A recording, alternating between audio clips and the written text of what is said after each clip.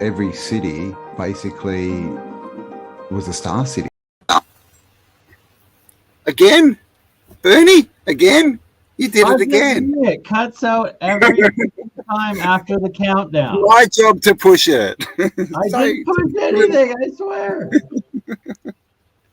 Are we live? Hello, people. I think we're live. Yes, 27 people watching. Hello. Greetings, awesome beings. I thought I was going to have more time, but there you go. Short intro for you. Hello, welcome. We have a show tonight. We have Bernie and myself, and we have Stellium7, Mike, and we have Mike from 13th Monkey as well. So we're going to talk about Titans and Star Forts and Tartarian niches, maybe, and bits like that. So how is everyone? Very good, thanks. Yep, not too bad myself. It's a rare rainy day here, but it's nice and cozy. I would trade the snow in Canada that just started falling for rain any day, but other than that, doing good. Wow, I'm sitting here in like a short sleeve summer shirt and shorts, so you can think of me, Bernie. Every day, wishing I was on that coast. All right, who we got here? Arthur, hello. John, Frank, Andrea, TW, Fred, Kirsten, Manda, Kelly, Joey. Hello. Welcome, everyone. Everyone who didn't. Oh, Crypto Alchemist is even in there. Hello. How are you? All right. Well, I've been doing an event all day, so I'm completely unprepared. So I think you're going to have to take the line here, Bern, and tell us what we're doing. All right. Well, I was very impressed by Mike and Mike's streams. I think it was about 2 weeks ago now, where you had 13th Monkey on, and we're going over all of the Star Forts and the different old world architecture everywhere that you guys have experienced, and the story that Mike was telling 13th Monkey about it being everywhere around you where you live in Europe. And then also my own alchemy and the electrolysis process, the monoatomics, and the breakdown of elements in what seems to be a completely different geological process that I've discovered and that ancient alchemists nanotechnology essentially is in this cold fusion. And it ties in directly to what Stellium7 has been looking into with these mud fossils. Well, I don't want to use the term mud fossil, but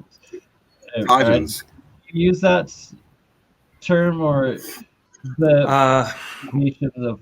I sometimes use it, but I have more of a blanket term that I prefer to use, which is biogeology, because I think mud fossils is a part of it all. People think I'm trying to steal Roger Spur's thunder by doing that. That's not the point at all. It's that the things that I was finding, which are related to what he's been talking about and teaching about for, I guess, 7 years now, are kind of part of the same family, but the way in which they were formed is distinct, in my opinion. None of the findings that I found here are really explained by mud fossil theory, and so that was why I coined that term. I like that. So say one more time. Biogeology. So, I mean, it's just the idea. I mean, even in mainstream geology, they tell us that all of our sedimentary layers are made of biology that has died and compressed, and, but they're giving hundreds of millions of years timelines. And then they talk about tectonic activity moving things upward, and that's how it all breaks off. And then we get all of this myriad of minerals and stones and whatnot. And, yeah, so I found a lot of things that are kind of anomalous and don't really make any sense whatsoever when it comes to the mainstream narrative of how the stones in this region, anyway, have formed. So Roger Spur was definitely one of the. Is my screen flickering? Oh, yeah, we had some interference there, Campbell. Seems like you're back. I'm just going to drop out and come back in. It's going all wonky, so I'll be back in a tick. Okay. No worries. How do I leave? Campbell's being replaced. with Bert and Ernie. We've replaced Campbell with Bert and Ernie, which that's nice. Good to have you guys. We keep our symmetry that way, I guess.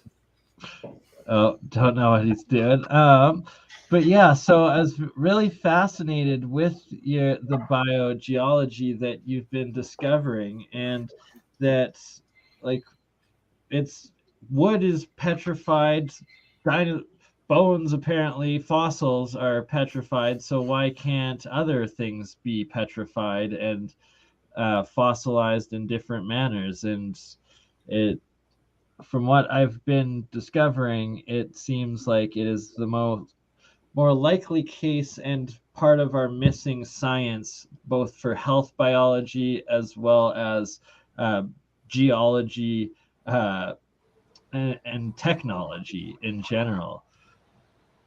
Yeah, it ties, if this stuff is true about titans and the giant trees and biogeology, then major cornerstones of all of the ologies need to be examined, for a lot of reasons.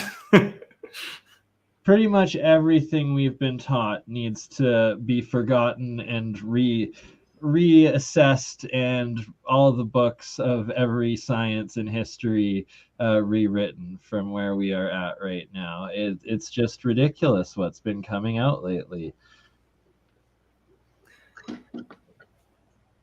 Yeah, so the electrolysis stuff that you're doing there, I don't know what what are the experiments you're working on there? You show those jars a lot in your streams. Yeah, so there's this is the pure white powder, or this is still in water, but it dries out to a powder. This is the monoatomic metal element. So I've been able so far to turn gold, silver, copper, zinc, iron, bismuth, and like 5 other metal, aluminum, and several others into just this pure white single atom monoatomic and what I believe to be plasma state matter. Then there's also the oxidized diatomic and what the alchemists of old called the red mercurial state of metals, and 4 other colors of states of metals in their transmutational state that Sir Isaac Newton talks about, as well as all the other ancient alchemists in this lost science of cold fusion and plasma, which truly is a higher science, higher dimensional science, and higher dimensional technology than our current understanding of the systems and what they claim is geology and chemistry and all of that. And thank you very much, Len Jones. Thank you. Red mercury. So that was in the bottom. What was that? It wasn't red mercury, was it? It was.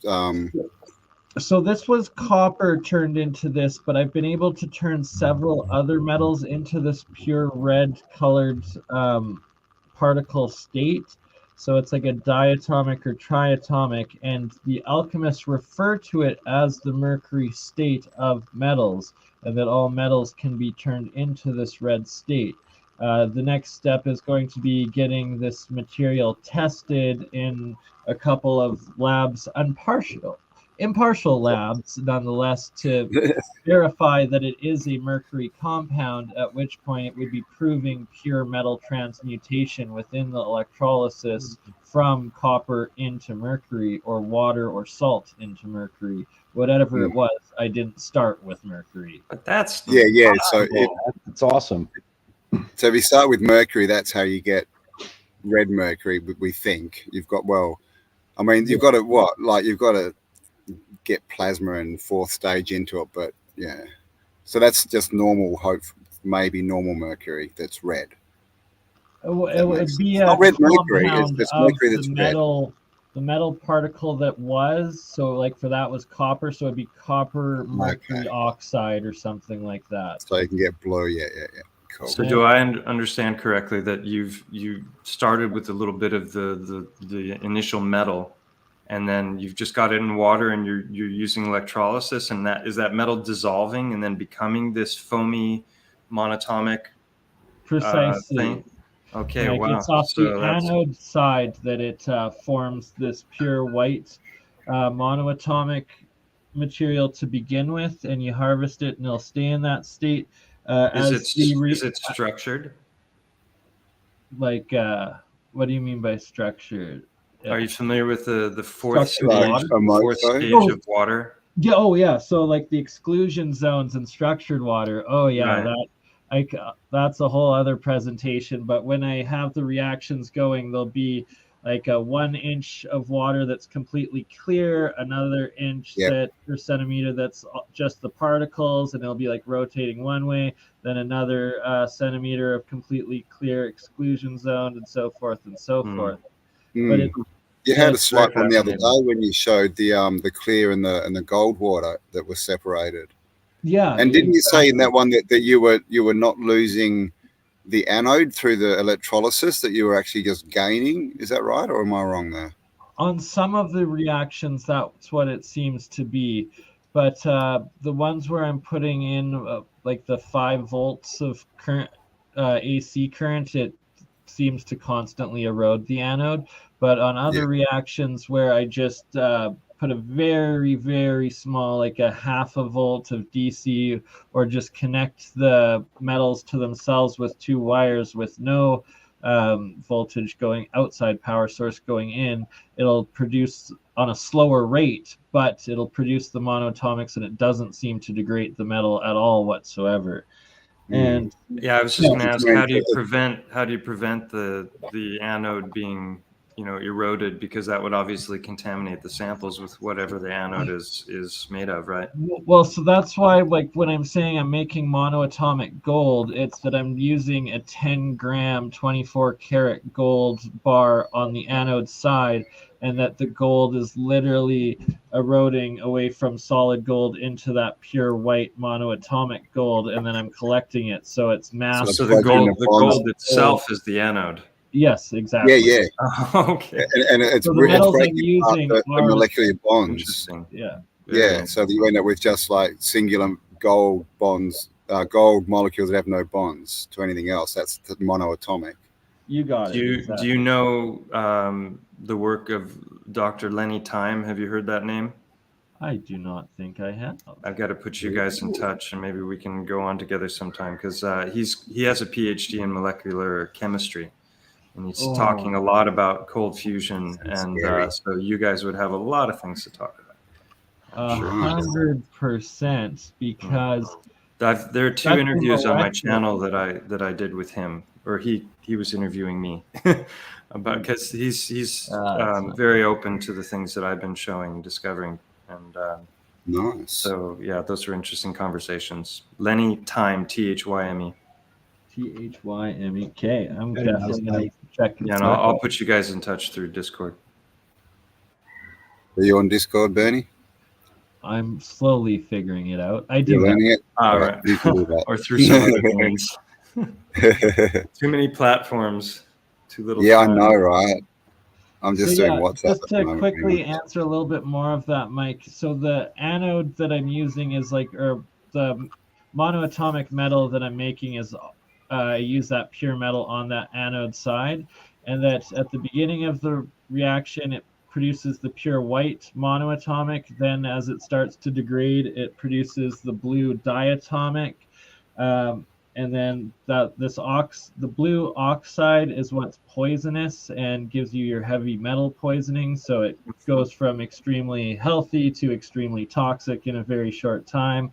Then the red mercurial state, and the yellow. There's also the yellow sulfuric state that they claim, and I don't know if it's a sulfur compound, and transmutating the metal or water or salt also into sulfur, but it's that the copper whether it's copper, whether it's iron, whether it's gold, whether it's silver, it'll form into these different colored particle states that the ancient alchemists had labeled either sulfur, mercury, calcified, and the calcium ones, it's like a different whitish beige. It's not the same as the fluffy white monoatomic that just like floats like nothing. It's more of a chalk, the calcium one. And yeah, so it's been quite fascinating, and it really seems to be a lost science that was known a lot more and been suppressed, and a key part of cold fusion. So in the monatomic state, it's said by many to be very beneficial for health. I don't know the different ways in which it is, but what other uses would you have for the monatomic gold? Because that's an expensive little process, right? You start with 10 grams. I don't know what that is in dollars, but it's some expensive cloudy water you got there. So this summer I used about 2 grams of the monoatomic gold specifically, and first off, the water that you make off of it, it dissolves, and that's like where you get your colloidal silver water, colloidal gold water, or whatnot. So that drinking that water is the same health benefits supposedly as colloidal silver or colloidal gold. And I started watering lettuce plants and a couple kale plants in my garden throughout the spring and summer this year. The kale grew about 3 to 4 times the size as the rest of the kale. The lettuce grew about 5 to 6 times the size as all the other lettuce. And the lettuce I had put a little. So the lettuce did win. Gold itself in.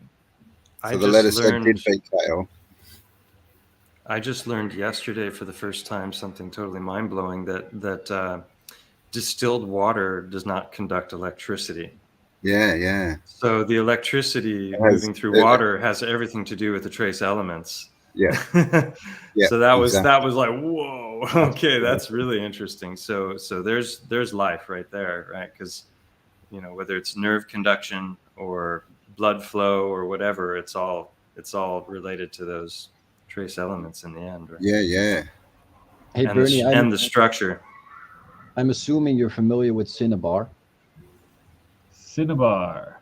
Yeah, I was going to ask that also. It's interesting you brought it up, Mike. So that's the principal ore of mercury, and the crystals it makes are like this deep, shiny red. I have seen a little bit. I've never actually experimented with it though, or had it around. I've read a lot referring to cinnabar in alchemical practices of old, though. It's key ingredient. Is that where they get mercury? I always wondered where they got mercury from. Yeah, cinnabar. There's a very interesting series by a guy named Jan Irvin of Logos Media on the history of Salem, looking at things from an alternative history perspective. And he showed that that's where I think Salk, with the first vaccines, were emerging from that area. There's a whole nexus of a bunch of, Woodstock is right there. Crowley lived in the area. And then you've got the Salem witch trials and all of that stuff and that history.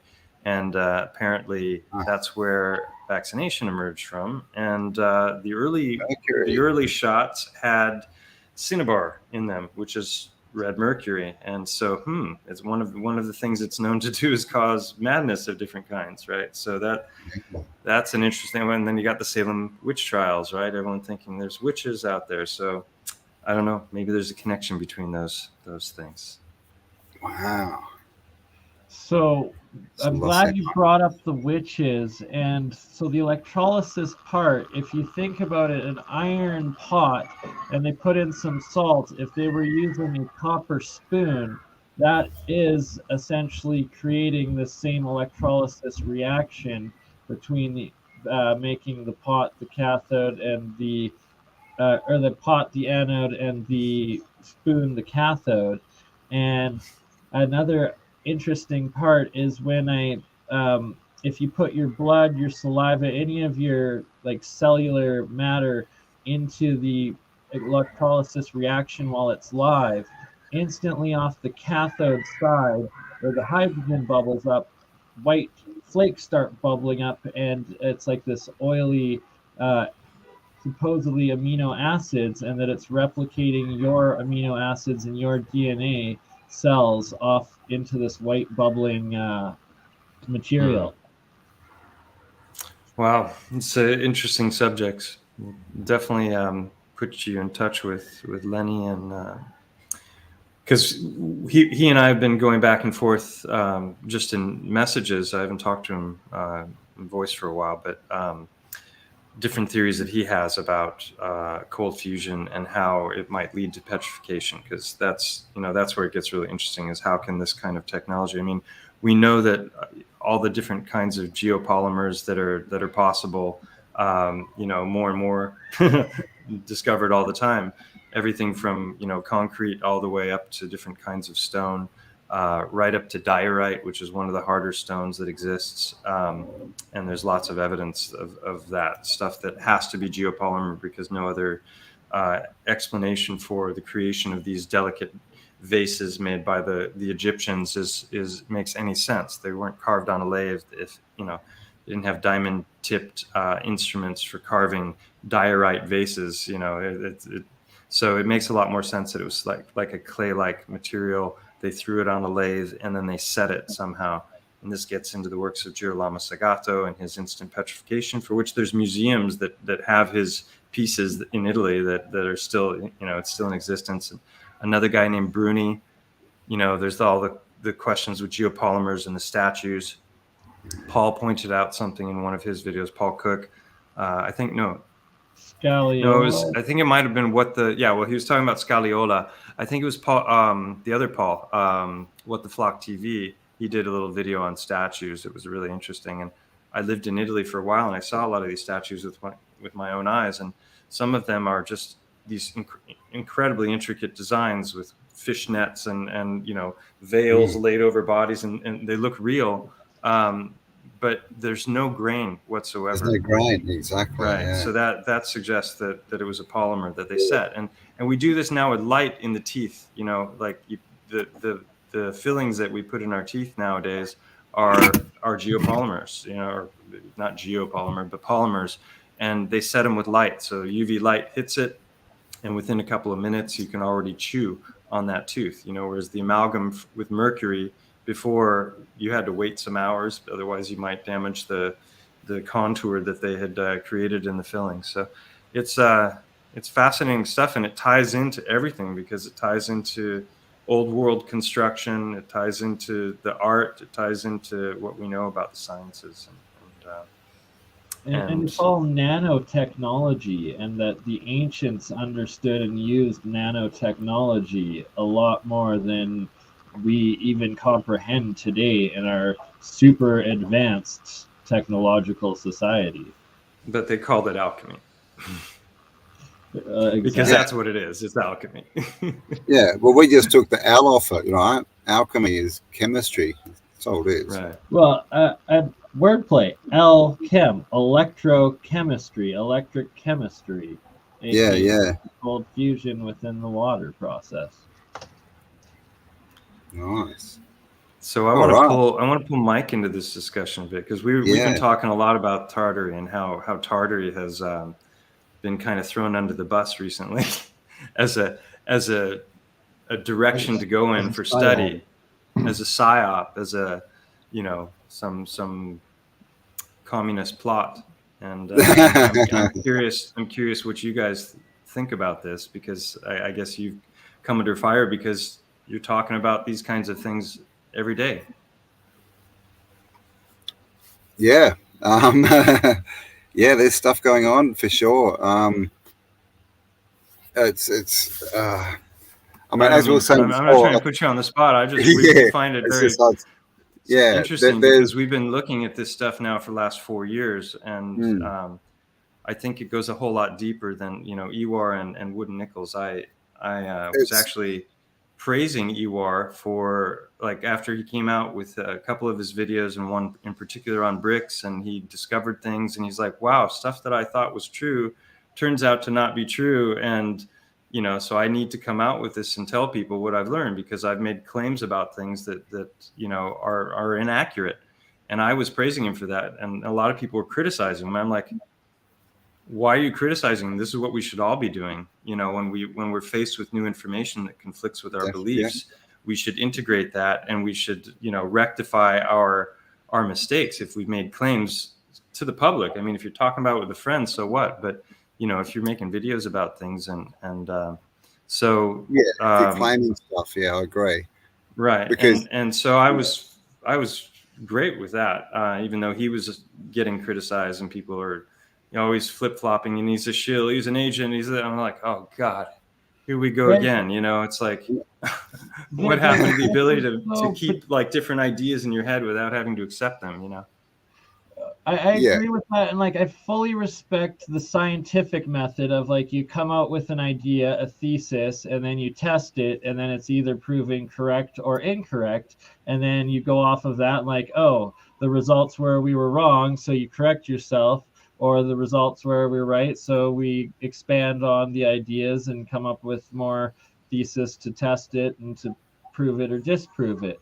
But then there's flip-flopping where it's like if you're going back and forth where you like you take the one position, then the next week you come out against it, but then 2 weeks later you flip-flop back to your original one, then it's like it's not really going for verification or evidence-based. It's more of an emotional response or some other agenda behind the back and forth.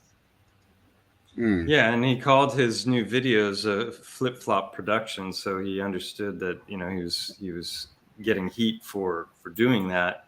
And yeah, you want to be consistent and use logic in your thinking. But I think they threw out the baby with the bathwater because they missed the point is that Tartaria, was really kind of a placeholder term for something much bigger than just a particular region in Siberia, right? I mean, the maps show, and who knows how old those maps are. They could, look at what AI is doing with art right now. They could have pumped out a whole shit ton of maps using algorithms, but the thing is, the oldest maps that we're looking at when we go back have these sections, that are labeled as Tartaria, but I always saw Tartaria as a chunk of something much grander. And, you got the Moorish Empire and you got whatever was happening in North America, because there's all kinds of ancient world there in North America that doesn't match the historical narratives at all. So it makes perfect sense that, there was something way bigger. And that's it's like the elephant. We're all looking at different parts of the elephant, trying to make sense of it all. And people are like, but it's a trunk. This is a tree trunk, and it's like, no, it's a leg, and that's what I said a little bit earlier, right? It's not all star forts everywhere, but there's forts everywhere. Show us some stuff, Mike. Pull up your screen, because this is the thing. There you go. A couple more than I've got. Oh, wow. Welcome to the realm. And this was what I was saying the other day when we were on Beegs is, people can go to a star fort and try and prove that it wasn't constructed or it was constructed the way they said. But look at what we're looking at now. Explain all of them, and that's what you were saying, Mike, is they're not looking at the big picture. They're sort of hyper-focusing. And as far as Tartaria, when this research started, we're talking 6-7 years ago, that was the main focus, is we'd found this, this civilization that we'd never been told about called Tartaria, and that just stuck as a name, and now it's a keyword search term. So if people want to get triggered about the word, get over yourself.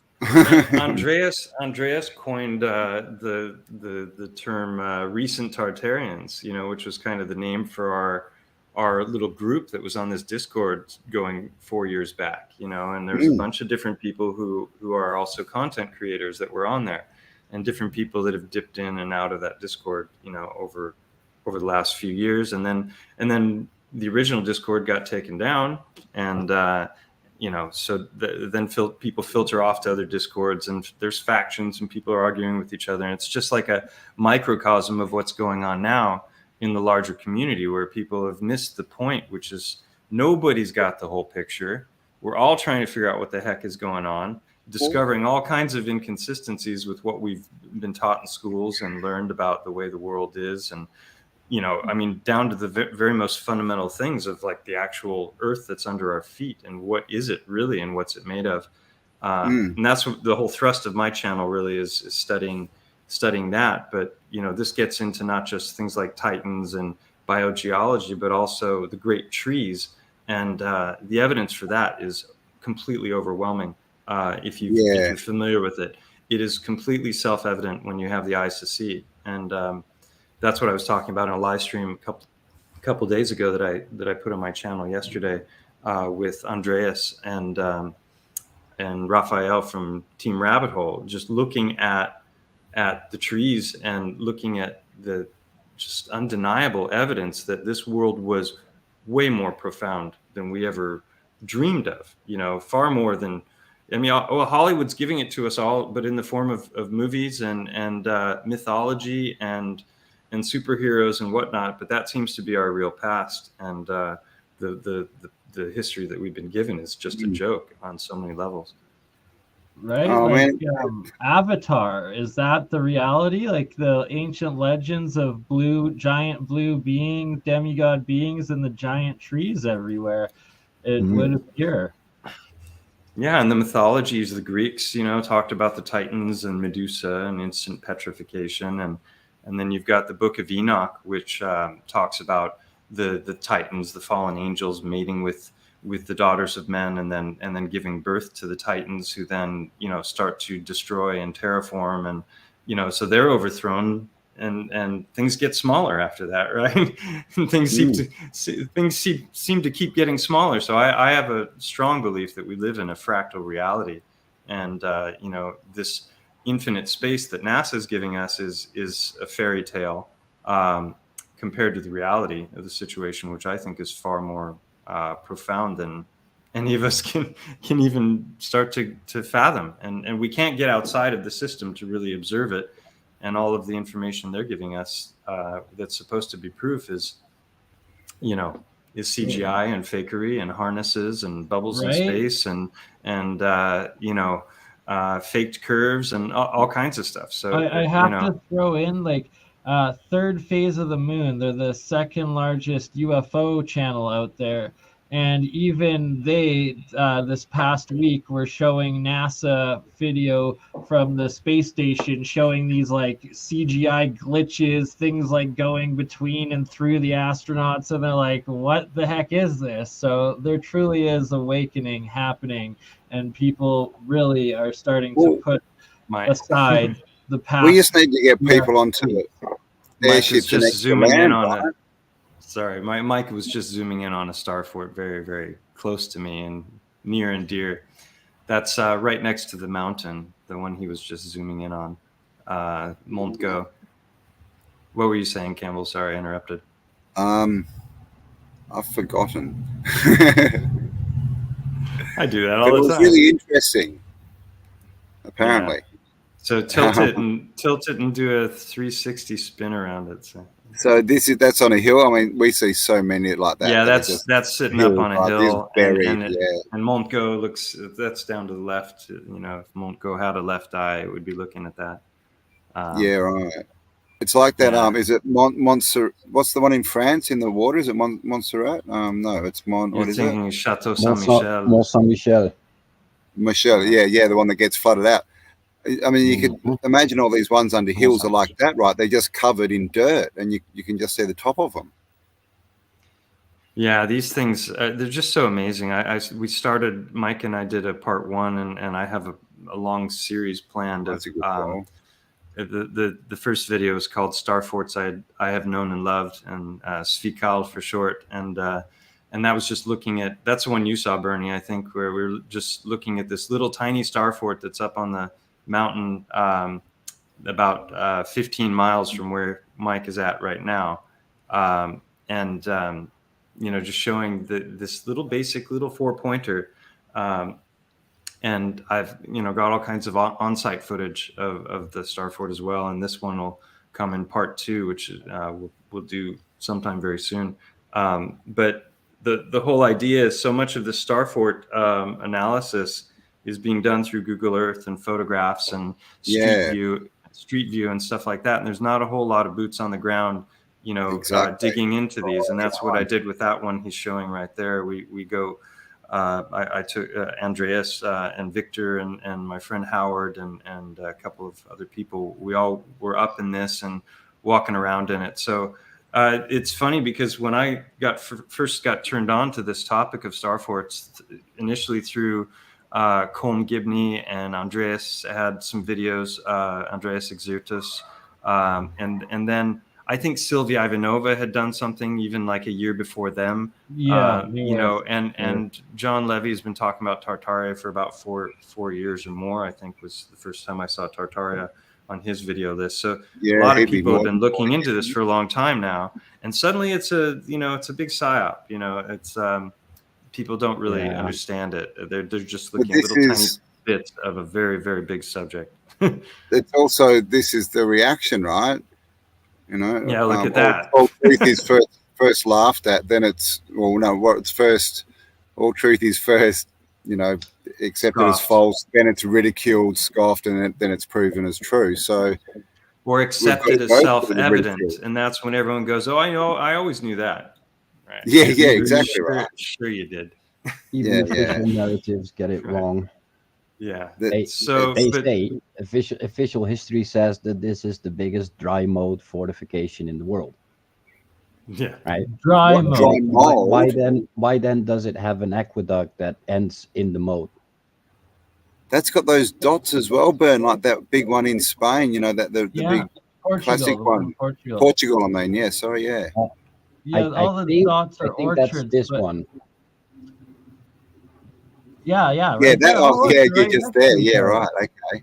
So I have a theory that potentially at the very center they had these underground aquifer systems that would shoot up and put water out of the top of it, and then it would cascade down through each level of moat, and that potentially those dots all at the very base of it, still at the top of the hill, but you see the symmetry, all the holes in the front. That potentially could have been aeroponics, with the end water after going through the moats of the forts and the towns, then cascading down and being for agriculture potentially.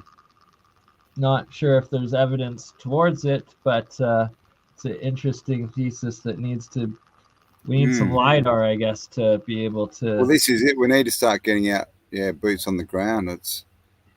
I just need to find some in Australia, man. Bloody hell. Yeah, there's surprisingly little. Yeah, I've found a few. I've got probably 10, but I need to keep looking. I mean, most of them aren't stars. They're just remnants, or, you know, you can kind of see there would have been one. Have you got the desert? There's one in the desert there, out in the middle of nowhere. There's the Roundhouse in Frio. Oh yeah, the memorial. Yeah, I think that's one. I put a question mark like beside it because it. It's Australia. It just looks like one. If you go down the front there, just in front of that, just where you were, there's another one. See the harbour there, at the front of the harbour a bit more. Go down. I think it's that just to the right a bit. Oh no, there it is there, yeah. That's called the Roundhouse. And apparently that was built by convicts. It was the first prison built in Fremantle, but that looks like a remnant of a star to me. Yeah. Put a mark there.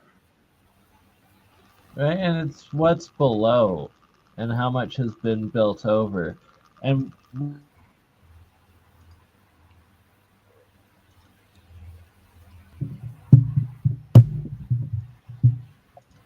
there you go. Now you got 5,001, Mike. Oh, I'm still here. Sorry. Is that they need to start taking samples and comparing the different stones and bricks that they're all made out of. And I'm willing to bet that a lot of the bricks are going to be from the same sources, no matter where they are in the world, or the geopolymers will probably have some of the same materials, chemical compounds within them, no matter where they are. If someone in this community had access to a spectroscopy machine, we could make some real headway. What was that, Mark? These should be fairly close to you, these two. Yeah, that's Garden Island, I think. There's also one on Rottnest Oh no, is that an island? Oh no, that's just out the tip of Rockingham. Okay. Cape Perrin. Cape Perrin. And there's one on Rottnest Island, which is a bit further out. I think that's Garden Island there. An old, yes, that one there, yeah. Just in the bay there. Just on that point, sort of, there's another around that kind of area. There's the old, it's an old jail, but it looks like an old citadel. Where is it? It's sort of around that area. Somebody in the chat asked if we've heard of Santos Bonacci's work, and I just thought I'd say I identify as a toroid earther, you know, and his all is a tomb videos are very fascinating, looking at all of the interconnections between magnetics and, you know, electricity and the way in which the magnetic fields work, and it's So I think Santos has had a lot of interesting things to bring to the table over the years. Santos is, he does have some interesting stuff. I've got some there's a conversation videos up on his syncretism society. Yeah, there's a conversation I had with him a few years back on my channel. Oh, okay. I've done one with him. So, Mike, maybe I don't know. Are you guys doing something specific right now, or I think he's just searching. He just. I was supposed to show stuff. I can see. I'm looking at. I'm seeing. He gets into automatic searching mode. I know. Like after a while, you start to see these bits, and I'm looking at them going there, and he's going straight into it. Yeah, okay. There. There's a couple along the beach there in Adelaide. If you just search, you got those, and there's a couple on Sydney Harbour, Sydney Heads. There's one the tip of Tasmania, which is Fort. What's it called? Kangaroo something, right? Kangaroo. It is Kangaroo, isn't it? I was going to say Wombat, but I knew that was wrong. I knew it was something Australian.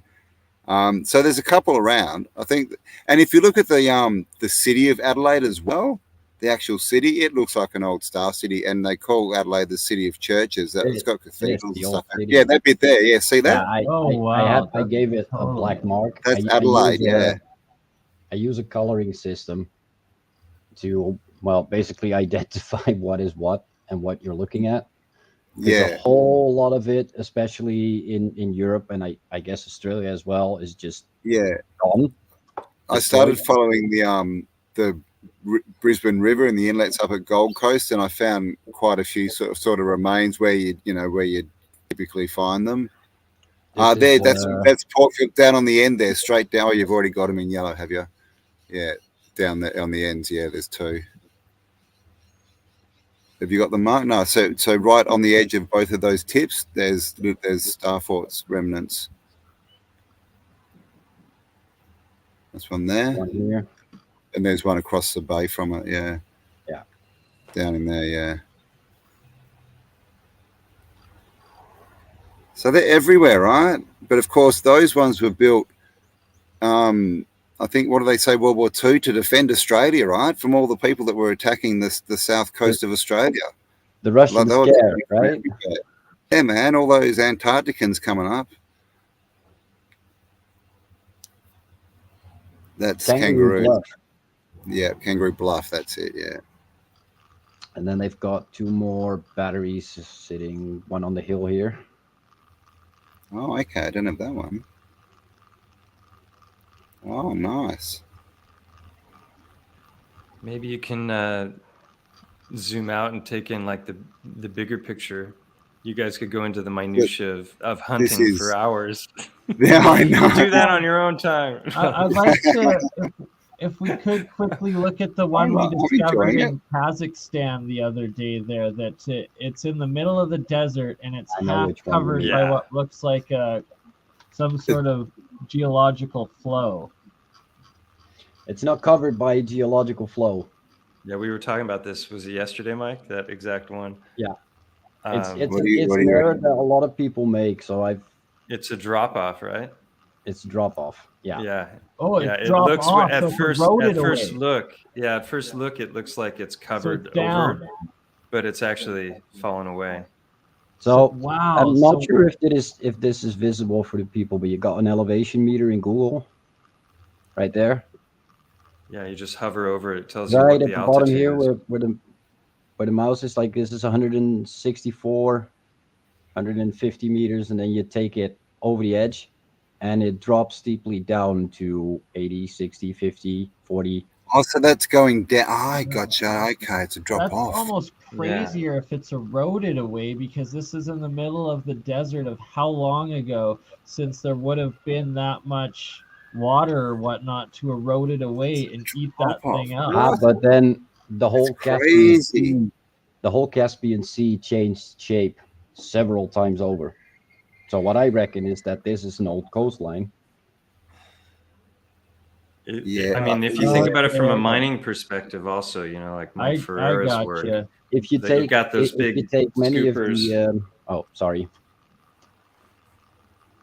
Yeah, no, I was just saying, you know, that kind of cutout coastline also looks a lot like what those gigantic scoopers do, you know. So, have you seen? I also think the mining.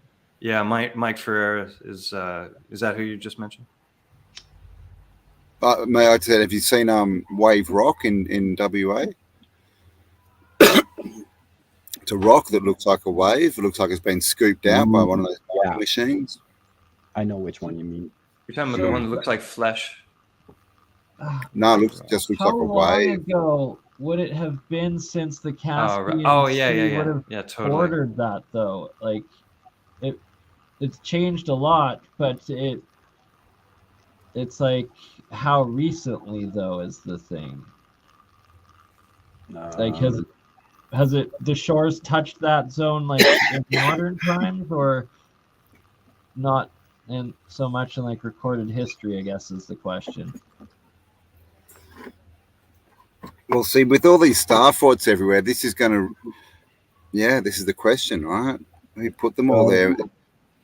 That's the Caspian Sea. Yep. Okay, I see. Yeah. And if you take many of these old maps, it's just as oblong as the Black Sea is right next to it. You see? Yep. Yeah. Yep. And there is no mention even of the Aral Sea, which by now is slowly starting to return, but that's been almost dry as a bone for a couple of decades now.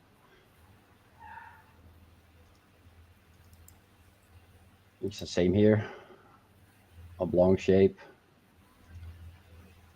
But I was thinking the same as you guys when it came to that one star fort, you know, that it had been covered up. And to me, that was totally fascinating. Like, okay, was the star fort there before the mountain? But then, you know, you realize it's actually inverted. It's a drop off. But like in the States, you know, you guys are familiar with this whole 1 mile square grid that is across the entire continent, Yeah, in the ground, yeah.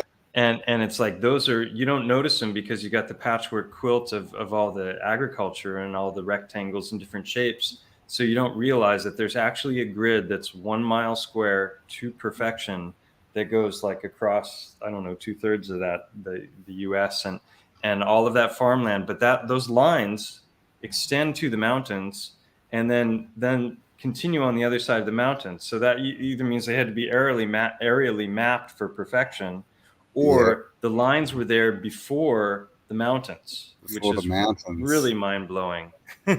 If that's the case, then it starts to feel like, you know, simulation theory or something. Yeah, you know, what's the grid for, right? That sounds very simulation. Show them a bit of that, Mike. It's just that was like a psychedelic trip for me when I first saw that.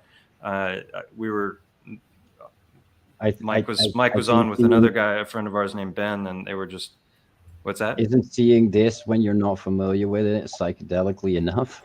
Yeah, no, that's true. It's all a mind blow when you start to get into the scope and the majesty and the quantity of these structures and if you start looking at the official narrative of Vauban and his fortifications, you just gotta have a laugh, right? Yeah.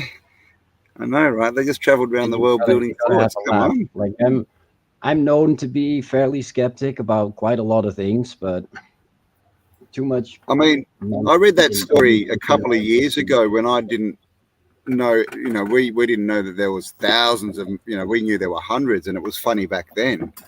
Now to think that they're trying to tell us that literally every starfleet was built within a 200-year period by roaming bands of starfort builders. I mean, yeah, go away. This is where I feel Ewar and wooden nickels threw out the baby with the bathwater, because that's just self-evident. It's obvious if you see the scope and you understand what's there. And I think channels like John Levy's and yours and others have been showing the absurdity of some of these mainstream stories for a long time. It doesn't mean we have to present a functioning alternative model to recognize, hey, there's a whole ton of shit that doesn't add up. When you start to scratch the surface. Like, look at this grid. Wait a second. Because zoom back in, Mike. Oh, you're probably behind me. I had been zoomed in for quite a while. Yeah, no, but no, zoom in more, because those aren't the mile squares. There we go. That is a mile. Yeah. Okay, those are mile squares. So when you're zooming out or you fly over it, you don't see this grid because there's such a patchwork of different things. But if you go and you follow those lines in any direction, they're going to run into mountains, and then on the other side of the mountain they continue. So like, who built that infrastructure? And Beagles has been talking about viaducts and there's a whole lot of stuff out there that's on a scope that we can't even really grasp. Well, that's the problem. I mean, this whole bloody whatever's going on. I mean, the biggest thing is people are spending their time trying to prove other people wrong. I just don't understand that. Yeah. Like, why aren't they just doing their own research? If they think that, if I think someone's wrong, I either don't watch them or I, go and do the research and prove either to myself or make a video on, with a different perspective. But these, shilly type people are just hyper focusing on one thing and trying to disprove it, but it doesn't mean anything in the big picture, which is what they don't understand. Yeah, that's the shame. A lot easier to push somebody down than to pull them up, and well, a lot of people think which gets more clicks. Yeah, well, unfortunately it is, right? I mean, yeah. What were you going to say, Mike? You had sensationalism. Oh wow, that's in it's nice, pretty nice. This one is a bit of a conundrum. No, where's that? no. This one takes the cake when it comes to narrative. It's okay. What's the story? It's built in permafrost with no cement whatsoever. It's just bricks stacked up on top of each other, and you can't, like with the pyramids, you can't stick a paper through. That's how precise the bricks are. And the official narrative is when it was finished, they sort of just left it. There's so many starforts that got built and never got used, isn't there? That's almost a standard story. And I don't know about you guys, but I go out on the weekends and I build these things. Yeah. Yeah. I roam around with a band of starfort builders. I don't. We used to do crop circles, and we're just like, no, these are too beautiful. We need something more, permanent. Need more symmetry, man. More geometry. Yeah. Oh, wow. I'm not sure what this is, but I started drawing it out because who puts this in the ground? Again, in the permafrost. Yeah. And then, I mean, that's another good point, isn't it? Because, I mean, we're told that wasn't permafrost, all the time, right? We've got everyone knows the story of the mammoths with, tropical plants in their stomach. And so they had to have been built before there was permafrost, right? I mean, All of these It red ones doesn't make are, sense that you would build there, because what's the function of it? If it's permafrost, no one's going there. No one's living there. No fur one's trading posts. It's Yeah, fun. like- I'm watching Bernie. He keeps leaning in closer to the, Yeah, to I the was tree. thinking He's that, like, like, he's like, doesn't what? Hudson What is Bay that? freeze Well, over every winter? Like it's only accessible by ship for like a few months out of the year to get up there. From that time period to build a star fort there, that's absolutely insane. Yeah, you'd go there for 3 months, go away, go back the next year for 3 months, and God, after like 20 years, you might have something built. There's one that's totally an anomaly. Like, how far is that from everywhere else? Oh, that's in the frost as well. Wow. That must have been easy to build. Is that Canada? Top of the world to you. Wow. Have you found any? I mean, you can't see anything really on Greenland, can you? What's the most northern ones you've found? This one, that one. Don't take into account that's any of the black pretty star. Any black star is just a suspicion of stuff. The town is called Fort. Every town here you zoom into is called Fort. Oh, really? I need to put places on. Yep, there you go. Fort Yukon.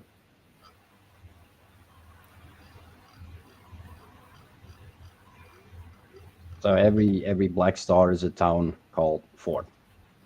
Wow. Fort Selkirk. Just mind-boggling. If it's black, I don't have any like confirmation of it being a star fort. It's just an educated guess. Looks like it, yeah. So does anyone know the etymology of fort? Of like fortress, I guess? Does it actually, I mean, does it actually mean anything to do with war? It's probably got a completely different meaning. Probably just means stronghold or something. Fort in Swedish, that word means strong. It does mean strong? Fort, What? like you can be strong. Fort. Nice. Yeah. I am foot. I am Fort. Yeah, that's what I started to talk about before. The series that Mike and I started is I wanted to show it from a personal side, because I found out after learning about these things that I'd lived in 6 different ones of these, and I still live in one. So I didn't even know they existed. Yeah, because I moved to Italy in '97 as an exchange student. I lived in Siena, which is a beautiful, beautiful star citadel. Then from there, I went to Padova, which was an even bigger star city that has incredible historical significance, because that's basically where the heliocentric model emerged, because both Galileo and Copernicus were professors at what's known as the second oldest university in the world. So there's a lot of really interesting things about that city. Then there's Venice, a half an hour away from that. I didn't live there, but I went there a ton because it was a short bus ride. So I know that city just as well as I know the others.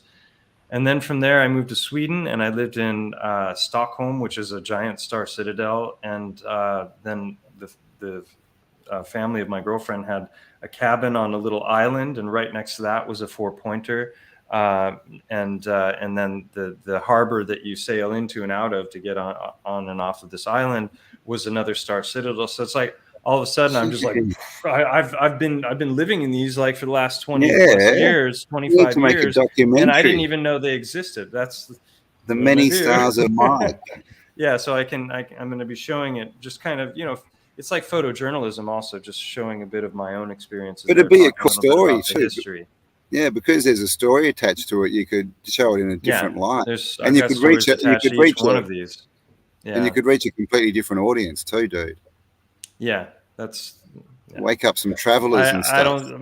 My channel seems to be just going. You could write a romance novel, Romance of the Stars.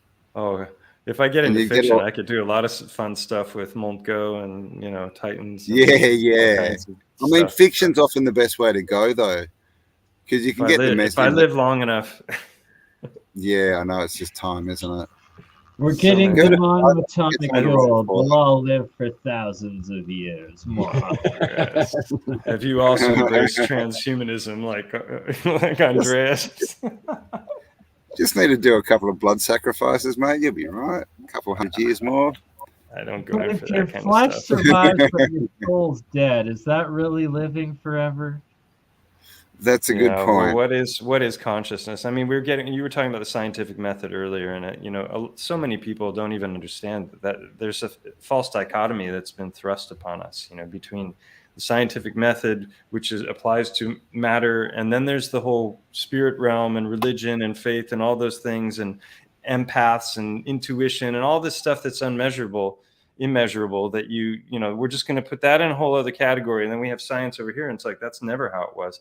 Science has always been integrated with spirit because we're spirit first, and then matter comes later, and so it's really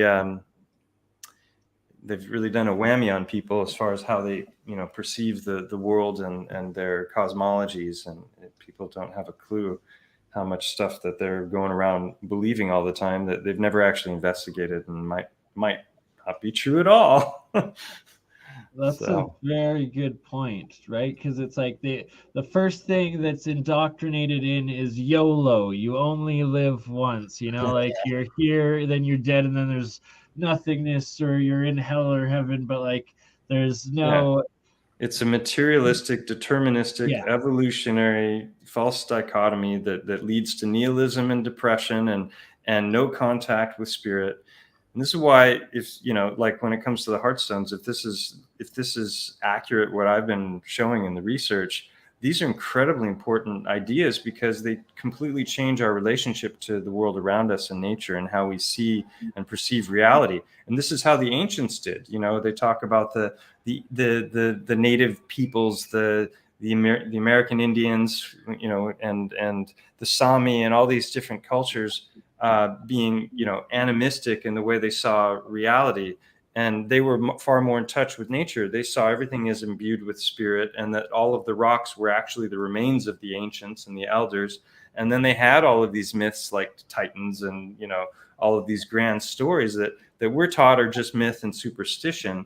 And, but now we're so sophisticated and we move beyond that. And we are going to the stars and we send rockets up all the time. And we do that with our God, which is science. And they don't realize that they're just sucked into a cosmological model that is scientism. It's not even necessarily based on reality or any empirical experimentation. It's I called it a theory tale the other night.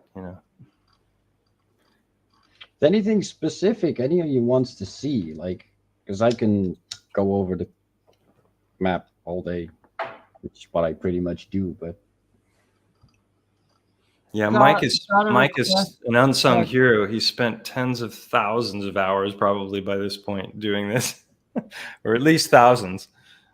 A couple of the walls, or one of the walls maybe, that's either in Ukraine or Russia, or the Chinese walls that you've been plotting out, or if they're all Starfort walls, those are something else. That has anybody found any written history on the Starfort walls that have been recently been uncovered? If you can read Cyrillic, probably, and that's about it. I love that answer. Cyrillic. What is that? That's so a language from what region?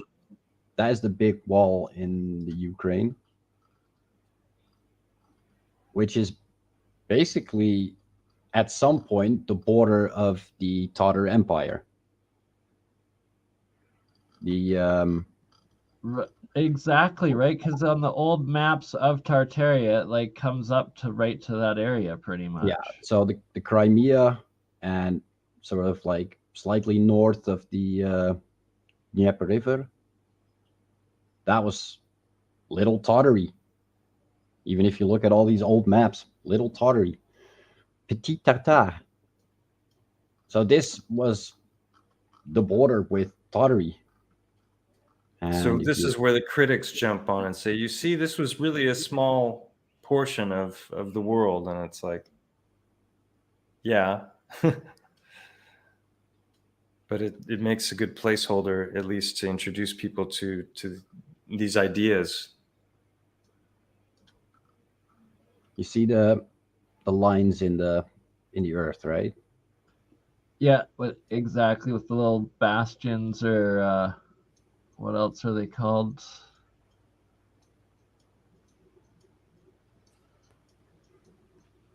Literally goes for hundreds, if not thousands, of miles.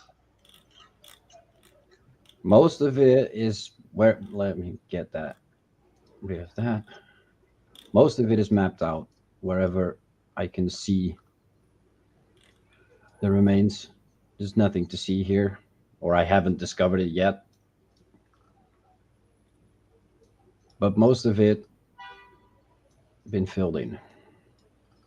The other red thing is a canal that is often mentioned on the old maps.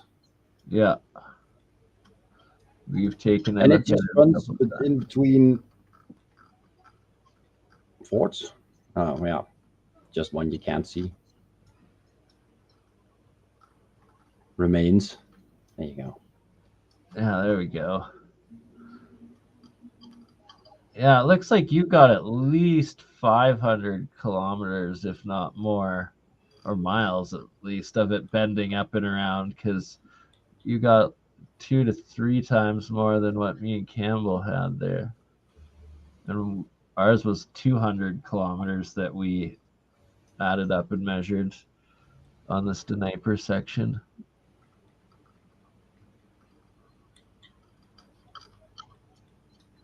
I'm not sure what.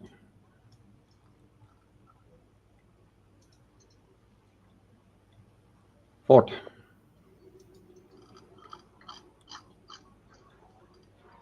Oh wow, the mouse is awfully loud. I'm sorry. Have you noticed any of the forts? We've started noticing that lots of them, or where it looks like there should be stars, they're quarries. They've been quarried out. Have you noticed that at all? There's a bunch of that happening here. Yeah, that's where we found a couple down at the So this one even mentioned the Kodak Fort. I think this is one of the ones that I got from Sylvie Ivanova's video. Sylvie, yeah, Sylvie. She's the one who started all this craziness off. Good old and that's why E. Warren Wood and Nichols start calling it a psyop from Russia. Why? Because she's Russian. Yeah, you're right. It's Russian disinformation, is it? Romanian or no, Bulgarian. She's not even Russian. She's not Russian. Yeah. How can it be Russian disinformation and a CCP psyop at the same time? Isn't that like? Weren't they also saying that like the whole thing has been pushed by the TikTok algorithms and the CCP because it basically causes people to call everything into question about our history? I mean, that's kind of what they're saying, right? Am I Well, I mean, as far as I can see it, what they're doing now is trying to prove that the system's correct and everything we've been told is right. I mean, and then they think we're I think we're the communists. What's going on? I don't get it. Yeah, it's odd. Like I said, I was praising Iwar, and I got into the comments on that video that he did on the bricks, and I asked him about the great trees because you were talking about Sylvia Ivanova. She was the one who trickled that out to the mainstream consciousness, and it was a Russian channel that had done that, and she brought it in English or gave it subtitles or something. And since she had a big platform, then it spread like wildfire. And I saw that around the same time I was looking at Mud Fossil University, and then Jay Dreamers did his Petrified Titans video, and that was like boom, that was kind of the synthesis of all of these different threads, and that was really what caused my brain to go, wait a minute, what about Mont Go, this mountain here that looks like an elephant behind me? And when I started to look into it and study it, that's when it all got really, really weird and Twilight Zone-y, because there was way too many things lining up that shouldn't have lined up. Okay, overall shape, okay, it looks like an elephant from a particular angle. Oh wow, there happens to be a cave where the eye is, and it looks like an eye socket, and it's shaped like eyebrow ridge and all. It's like, not that elephants have eyebrows obviously, but so Do elephants have eyebrows? So I asked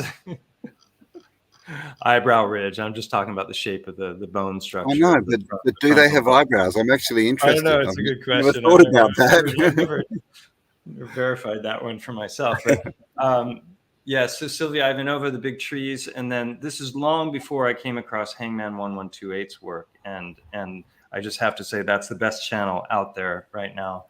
For the giant trees, yeah, for sure. Yeah, because his footage is so undeniable. When you see it for what it is and you recognize it, like I can take over for a second, Mike, and show a couple of things here, if you don't mind. Yeah, go right ahead.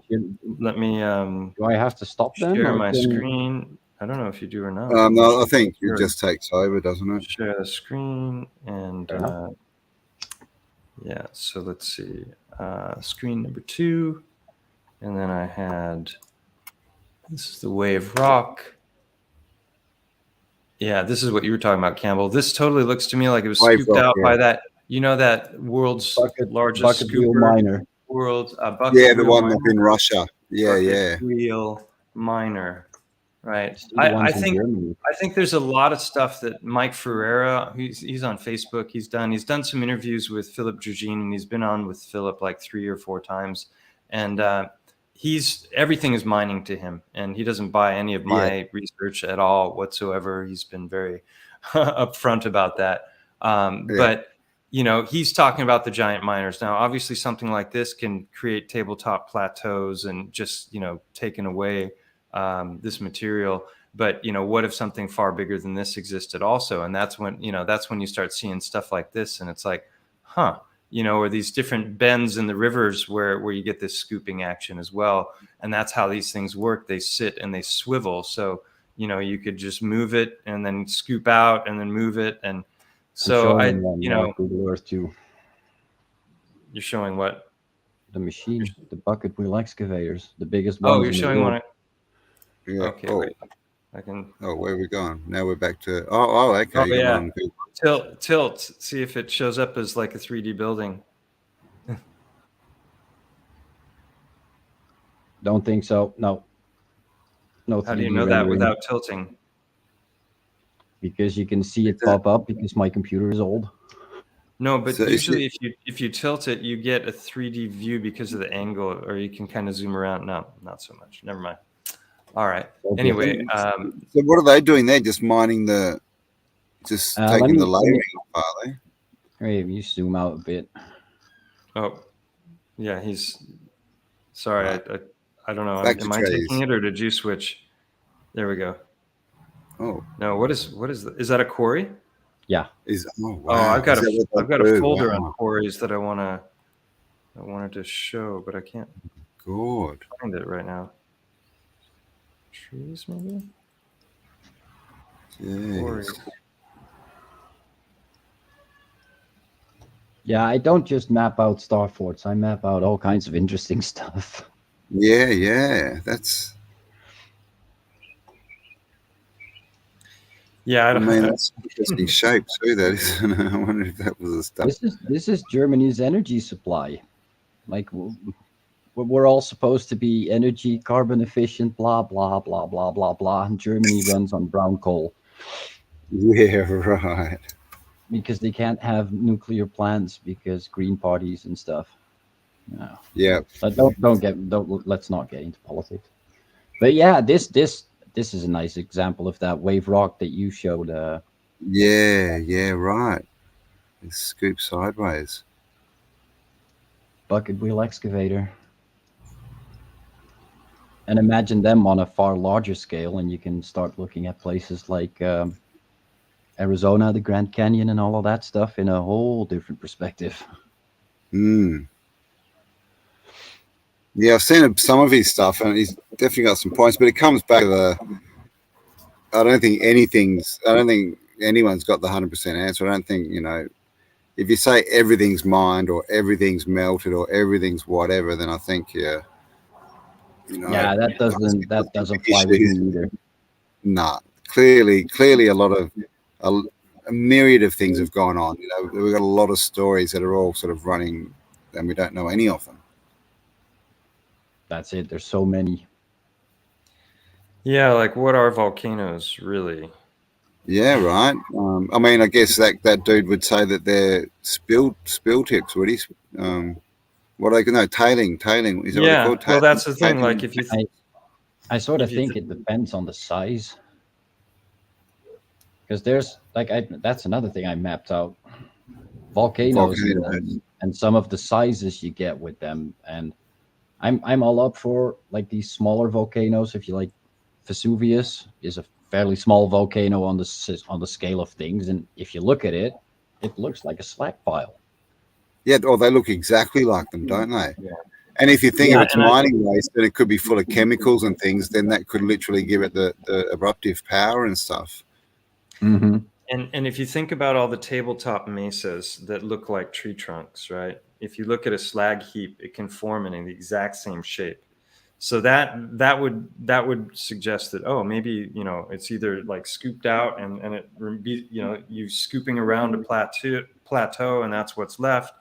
You know, it might not be a tree in some cases, right? So then if you throw out the trees as a possibility after discovering that, then you're not looking at the whole picture, because this, for Exactly. example, this guy's footage shows you that the trees were real, and it's not Oh, just the ones that are razored off at the bottom, right? Like Devil's Tower. And so the thing with those is that implies that there had to be something big enough to cut them down. Where did the trees go? You know, that suggests a much greater realm. And if you add in the great beasts and all the mythologies and everything, Titans starts to make sense, and, you know, yeah. and a whole lot of other things. So, but that's all the realm of mythology for us, you know, in the mainstream, until you come across this guy's work. And if you look here, you can see my screen, right?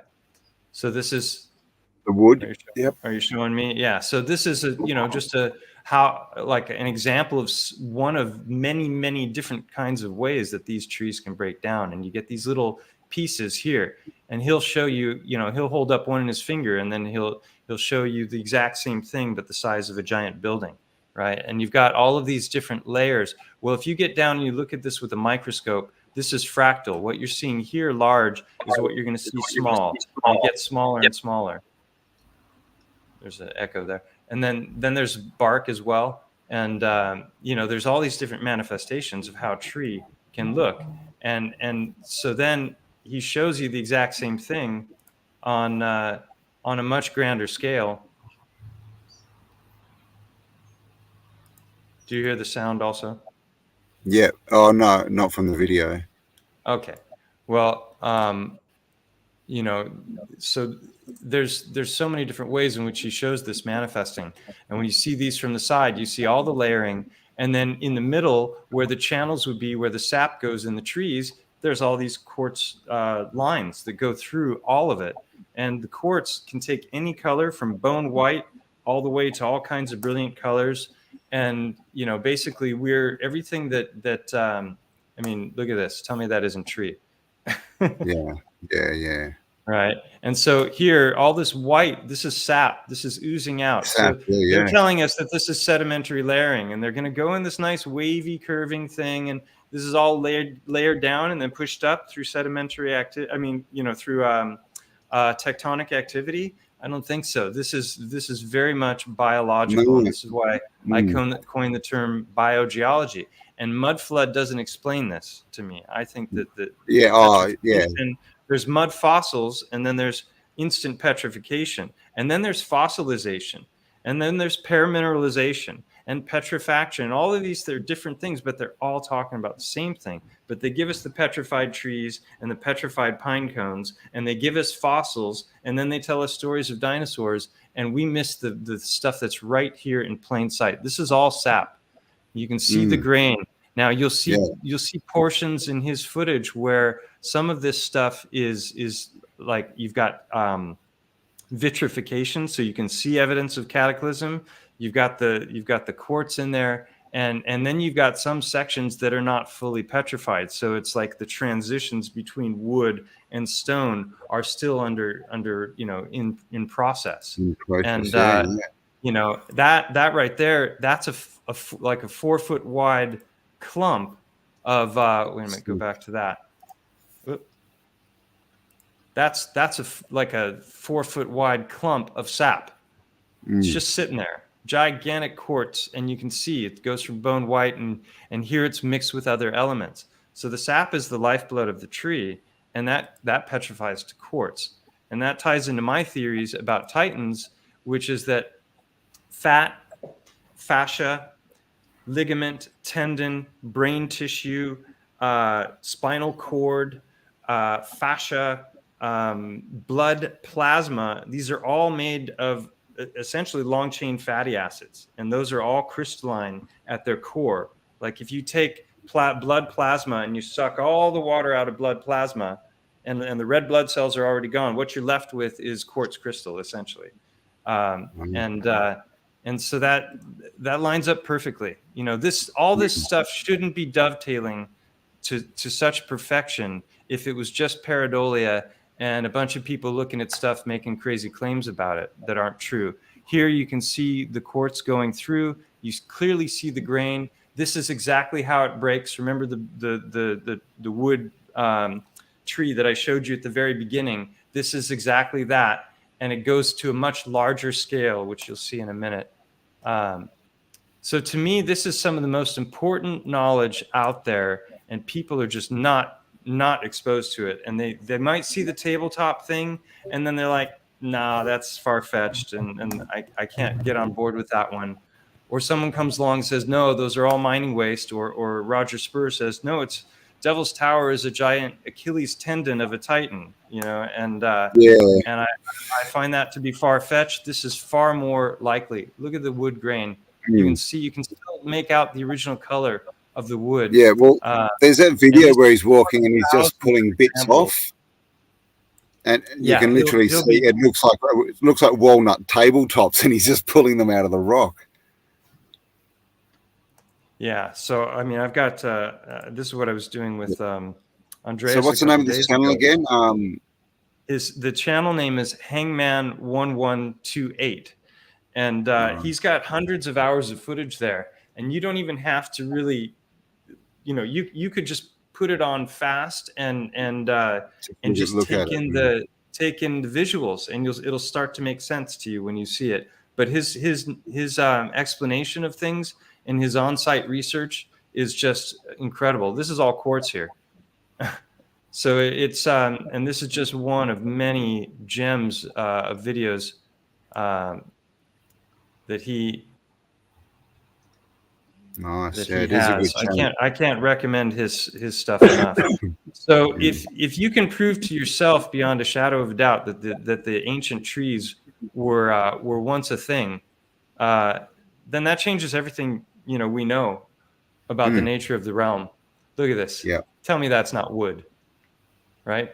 But this isn't petrified wood, as we would be told in the mainstream narrative. We're taught of sedimentary rock. There's another chunk of quartz.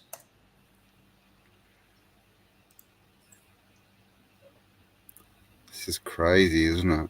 And how did we not see this? How did we not see this before? I understand the Star Force, but the trees, I mean, I guess people, I don't know, right? How did we miss this? Yeah, he's coming at this, like anyone who's been to my channel has been watching my videos for a long time. This is great. You see the small version, and then there's the big version right behind it. But anyone who's been watching my videos knows that I've tried to approach this, you know, to the best of my ability using the scientific method, looking at very empirically at these things. I've used microscopes. I've sliced stones open. You know, I'm on site looking at all this stuff. And this is exactly what he's been doing, but he's approached it very much from a faith-based. He's a Bible-believing person who believes that the Bible is the Word of God, and then, you know, he operates from that as his base understanding. But what he shows is undeniable. It is self-evident, and I'm going to just show some photos real quick since I'm on here sharing already. I'm just going to grab a coffee. I'll be back.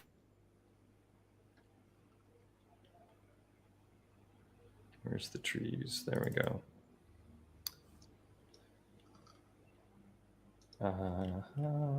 Here we go. So I showed these in in the live stream a couple nights ago, but this is Red Rock, I think. It's Boulder, Colorado. And this is where the trees would be coming up at an angle, and it would scoop upward to become the vertical lines of the trunk, like what you see with Devil's Tower. But this is a far larger structure, and this is just an outer edge or rim of this. He shows in his videos that you're looking at trees that are literally 10 miles across at their base, and this is just a small, tiny fragment of this broken tree. So this wasn't cut off; it was broken off. It was like fragmented at its base, and you can just see.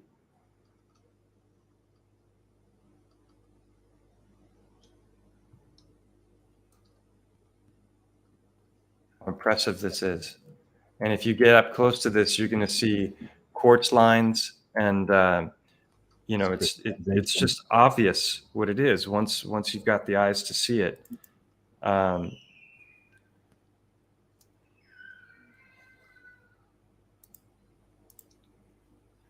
Here you can even make out the original color. How this happened, I don't know. Plasma apocalypse, some giant solar ejection, a coronal ejection, flash freezing. Right? Flash freezing could be like what's it called? Dried by ice or by freezing. When you freeze, it sucks all the water out. Or the plasma catastrophe, or salt water too. Salt water is probably the biggest thing. If as soon as that gets in, then it preserves it, and then it gives it, through this cold fusion electrolysis, the means to replace different elements and metals within the cells and the structure. Yeah, and that really would explain like a paramineralization kind of thing, but it wouldn't explain like the petrified organs that I've been presenting and making a lot of videos about, because I think that has more to do with heat or plasma. The freezing, I was in one of our KX's streams and asked him in the chat about flash petrification, and he was saying freezing, which makes sense from like if things are going to freeze, it's going to change the structure of the tissues because of that expansion of the water within the tissue. Right. And that's going to crack things open and then allow that high mineral content water to, whoops, sorry, mute this. You're hearing that sound, right? Or no? The sound for the video you weren't, or were hearing? Okay. Yeah, so this is, I've already shown this, but he's got so many different manifestations of this stuff.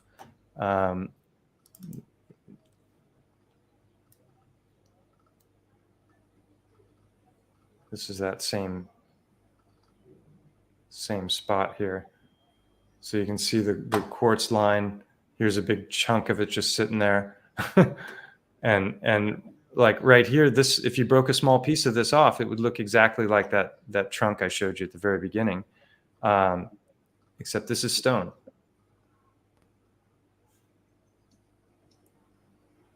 And there's your quartz. Right, and it's like they show it and admit it in the smaller, large trees compared to ours today, the petrified wood and trees, but it's like, how come they can't admit it for something that looks identical to it, has the exact same crystalline quartz and mineral deposit or makeup as the petrified wood that they do recognize? And that section there is just amazing. Right? Like, look at that. It looks like organic matter. Yeah, tell me that isn't wood. I mean, come on. This looks like it burned. Right? It looks like some coal and some petrified wood in between. Yeah, and he was showing here, I think he says it in the video, that like you can feel that some of it is not fully petrified. Right? Like, oh man, we need to get this is and we're live streaming right now, so this is all in 720p. So I really encourage people to check his channel out, because if you see it in HD, high definition, 1080p, it's so, you can see so much detail and grain in this that you can't see here. And I just want to show this one also. This video has, like, here you can just see it's just like it's like a wood chip heap just sitting there. That's all stone.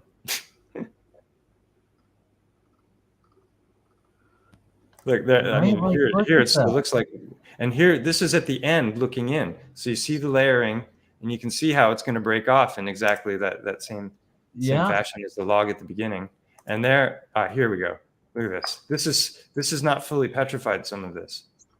I mean, tell me that's not wood.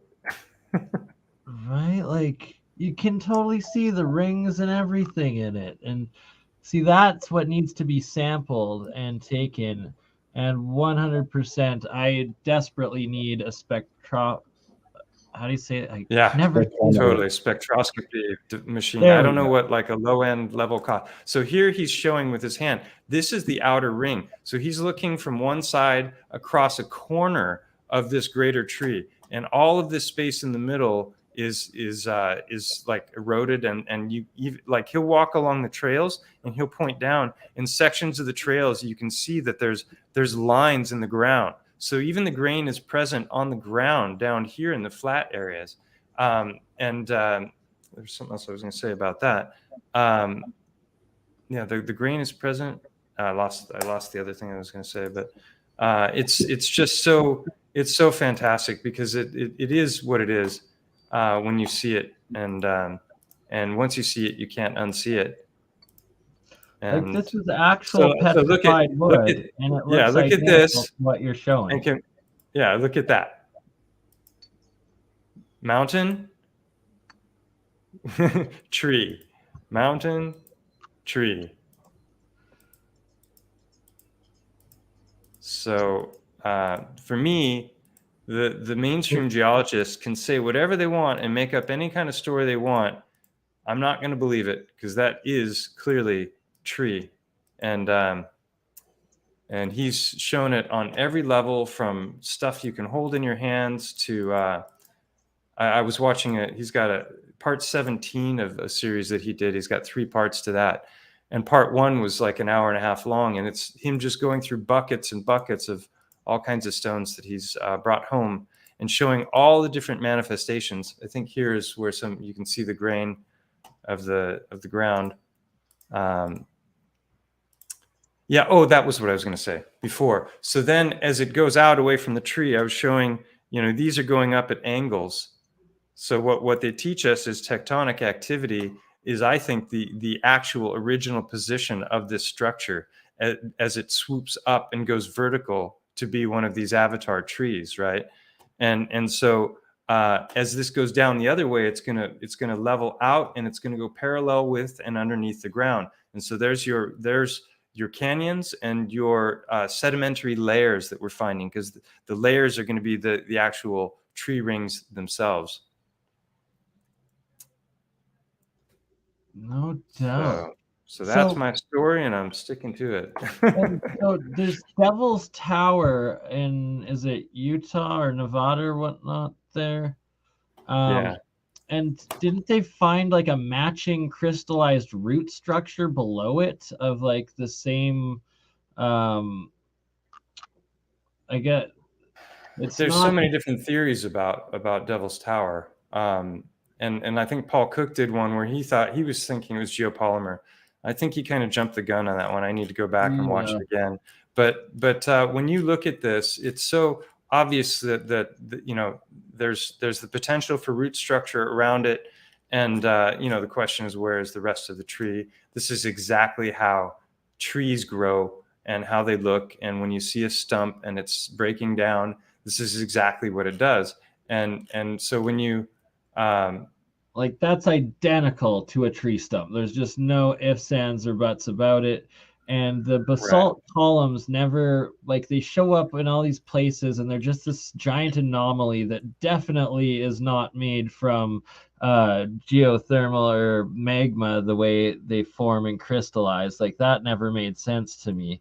But they say this is cooling lava, and I find that to be utterly ridiculous, because that's not how lava manifests. Right, exactly. I've seen lots of bubbly. photos. I've seen lava fields. I used to live on Maui. There's a big volcano there, Haleakala, and I saw the lava fields, and I never saw anything that looked even remotely like this, that was coming out of lava. I'll bet if you get down in here, there's probably, you can see the quartz lines of the sap as well. But this ties into, this is a video there was a video by Mr. MBB333 that came out like around the same time as the No Forests on Flat Earth video. He's got a bigger channel, and he was just exploring one of these structures in Madagascar that looks a heck of a lot like a tree trunk. And they would tell us this is volcanic activity, I would guess. But when you look at this thing, it's like 8 miles across, and it's got the appearance of root structures. And then you can see, like here, you can see it up close. This would be like the fronds of a cedar at the end, and these are like the length of an Empire State Building, each and every one of these. So I was here looking at this the other day, and there's a whole bunch of these. And when you zoom out, you can see what appear to be the branches and these leaf structures. And then when you get in right next to this thing, again, you're going to get these, gotta wait for it to fill in.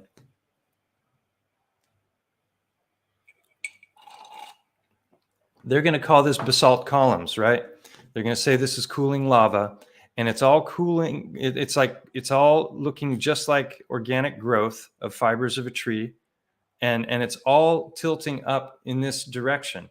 And I think it makes a whole lot more sense that this was once tree than lava. Lava.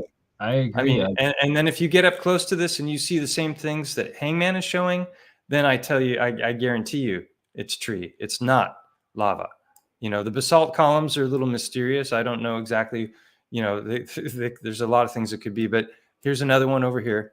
They're all over, and you can see what appears to be root structures. So I think that they're mining titans and they're mining the old trees. That's what the ancient world was built from. And a lot of it was probably shipped off world because, where's the rest of all this material? It would do a whole lot more than just build star forts and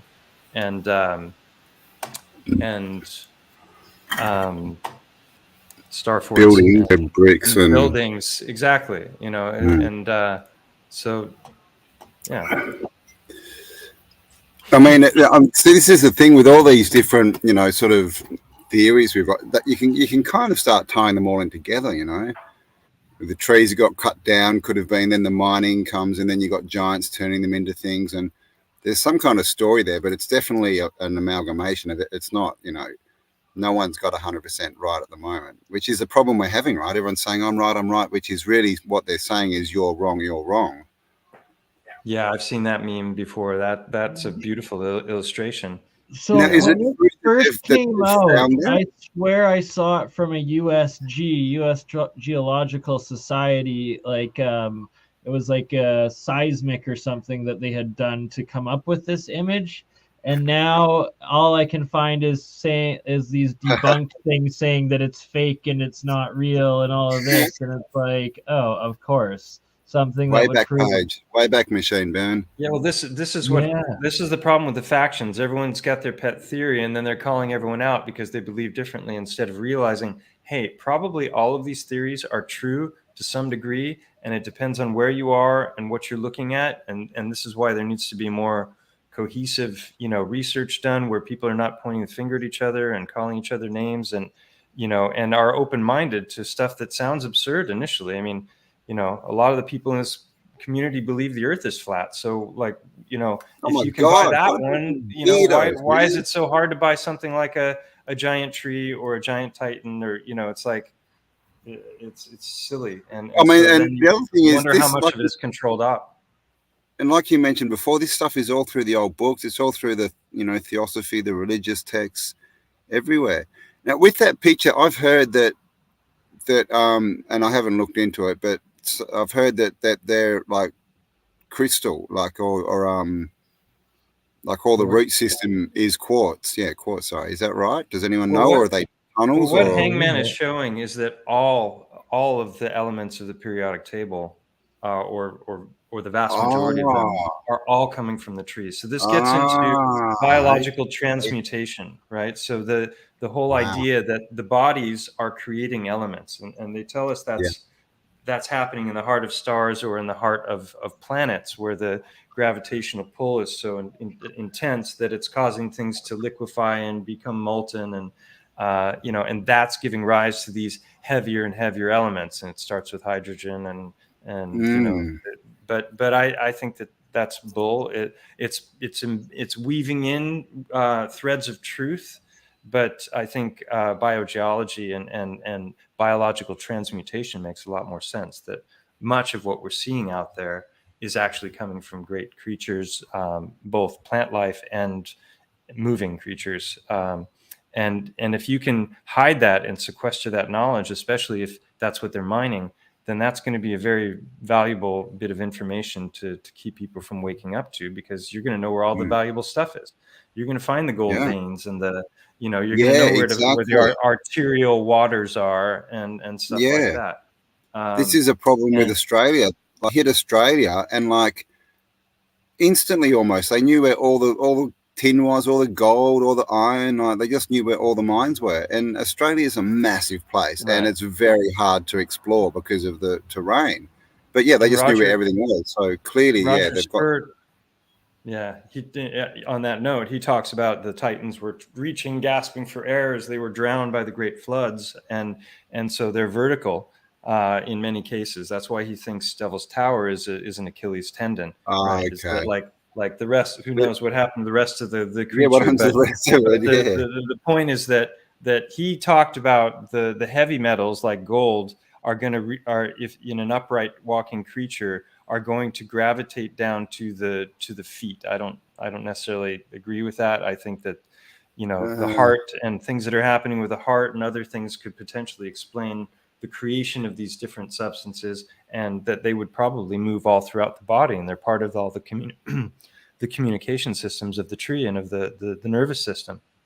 But even if you buy that, what he's saying is, like, after he made some videos about that, they were talking about the biggest gold discovery ever, I think, in South Africa somewhere, and it was straight down in this deep mine where there are these shafts that go way, way, way, way down. And I've heard stories, because I went to South Africa once for the World Congress of Chiropractic Students when I was a student in school, and we were hosted for a dinner at the house of one of the other students, and his father worked in these mines and was actually an engineer in these mines. And he told us these crazy stories about elevator shafts that go down miles and miles. Kidding something.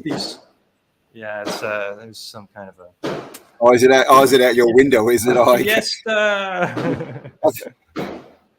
Okay, I thought 13th Monkey had finally got annoyed with his computer and was smashing on the desk. No, we're all good. We're all good. I've had it with these bones and your trees and your nonsense, your elephants. Go away. I'm wrong. I'm going to destroy all my research. Smash it away. Yeah. So now, I'll just mute until it stops, because this is wall. So I'll All right. Crisis averted. There's a teeny tiny little bit here. You can still see so much of the outline of it. A little bastion here. Look at how much that's protruding out of the ground. That's crazy. So are we in Russia now? Yeah. And that runs Russia, into nice big star. the old fort, and then it continues right there, and then runs into some. It's almost like they've created some sort of a cul-de-sac. You've got the forest here. It runs into the fort. And you got a whole bunch of forests, and then right here, got the remains of an old fort. You can see. Oh wow! Yeah! Wow. There. Nice. And then it continues on with more. So, Wow. have you, what are your thoughts on the different shapes and functions of these stars? Because, clearly we have we've got the pointer, we've got the four pointer stars, we've got the sort of half moon satellite star things, we've got the big city stars. Like, yeah, have you got any thoughts on all that kind of stuff? Well, if you want to look at it from a quote unquote evolutionary standpoint, I think the whole shebang started with the mound builders in North America, because mounds and circular remnants are all over the earth, all over. Yeah. And so do you see this?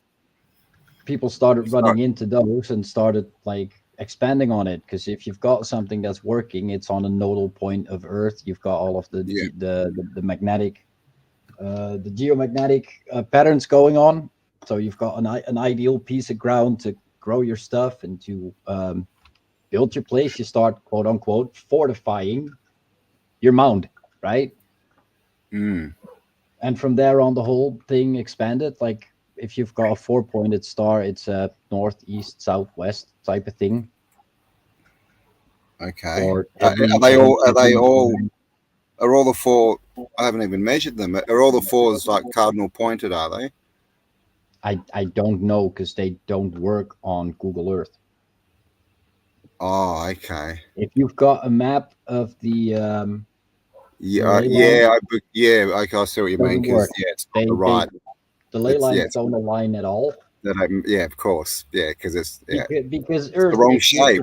It's the wrong shape. Even if don't they line up perfectly? Ball, right? Which I'm not of the ball party, but it's not this ball.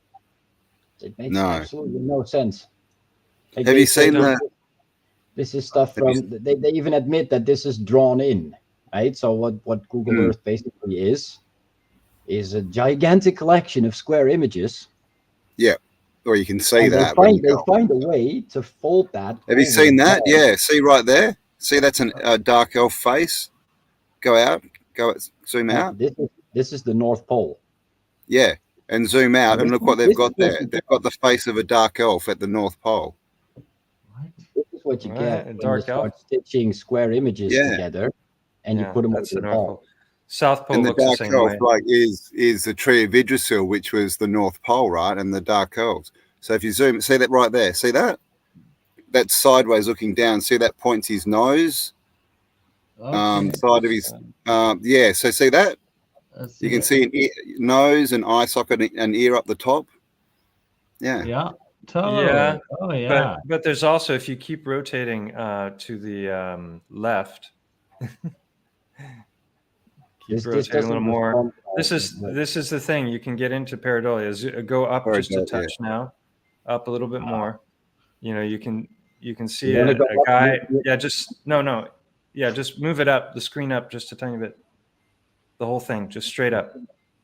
There. Okay. So there, if you look at all the dark space, that looks like a dude with a hat looking to the left. Looking the other way with a funny nose. Right. So it's like you can look at this stuff all day long, and that's you might be right about a dark elf, and it might be even put there intentionally by the people on Google Earth as a like I know, right? It's just kind of interesting that but it might also be pareidolia. And that's where people intentionally design pareidolia in those cases.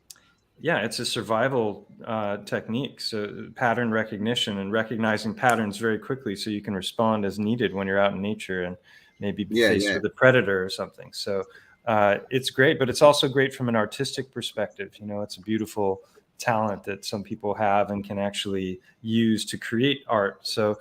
But if you're going to make claims about things, you want to have a little more than just it looks like a this, so it must be a this, Oh, come on. Well, that's 100%, man. By that logic, Tree of Yggdrasil, North Pole, come on, that's enough proof. What was it? I'm making a video. Bernard puppies. Actually, I've already done a video on it. Well, I just discovered Atlantis it was a dog sniffing Iceland today. Go there, Mike. You can Let's see the I way want to my show brain works. Africa as a Saint Bernard puppy that is trying to get a cookie from Spain, but it's not getting it because it's all over the floor. Ah. So then, what about the the famous dragon then, like Pareidolia? Which you mean Roger's dragon? Yeah, Oh, the top of Africa. Possibly there, it could be pareidolia, but the interesting thing is like Plato wrote about it in one of his did books. He wrote about I didn't know that. The Leviathan in conflict with the behemoth, and it actually talks about it taking place near the Straits of Gibraltar, and yeah, and then the Book of Enoch I mentioned earlier, it talks about the size of the Titans being 3,000 ells, which comes to roughly a mile tall. So Roger's dragon is 900 miles long. The elephant that I've done all the research on, the Unveiling a Titan series here in Spain, there's 6 parts to that series. That elephant is only about 3 miles long. So I see that as a fractal level up, and then probably the continents are parts of beasts that are maybe floating in the great waters of the deep or something like that. And we only see portions of the body. So we're like, trying to make sense of things. Now that is definitely not pareidolia. That's a dude with a really long nose. 100%. Hilarious. Show him the dog sniffing Iceland. Got to get the angle right though. So we all might actually be living on the back of a giant turtle. Dead animal, right? That's just gross. Well, and then the turtle had 4 elephants on its back, right, for the cardinal directions. So maybe that's right. And then we've got these myths of like Ganesh, from the Hindus. That turtle shell has how many? Doesn't it have a certain number of hexagons as well? That's lines up with something astrological. I can't remember. There's something there. Someone in this chat will be smarter than I hope. Yeah, I hate everybody in the chat. Hope you're enjoying it. Yes, hello. Sorry, we don't mean to be ignoring you. We're just very interested. You have been lost in pareidolia. Yeah. Doesn't that look like a serpent? Well, going back to Roger's thing, and this is one of the frustrations I have, is he makes a lot of claims about things to be unimpeachable, 100% proof, like the moon being a tendon ball, and he's every other video he makes is about the dragon in the Sahara, and he's talked about it over and over and over again. But what I haven't seen are videos with boots on the ground footage, looking at like actual bits and pieces and comparing that. But even so, like we don't know what the tissues of a dragon would be like. If a dragon that was 900 miles long, we can hypothesize. But that's why I think like caves are incredibly important, because if you do have titans, then you're going to have the eye sockets, you're going to have ears, perhaps you'll have mouths. There's some pretty interesting photos out there of different mountains that actually have caves right where the eyes should be. I can't believe there aren't videos of people like on the ground going into those caves yet.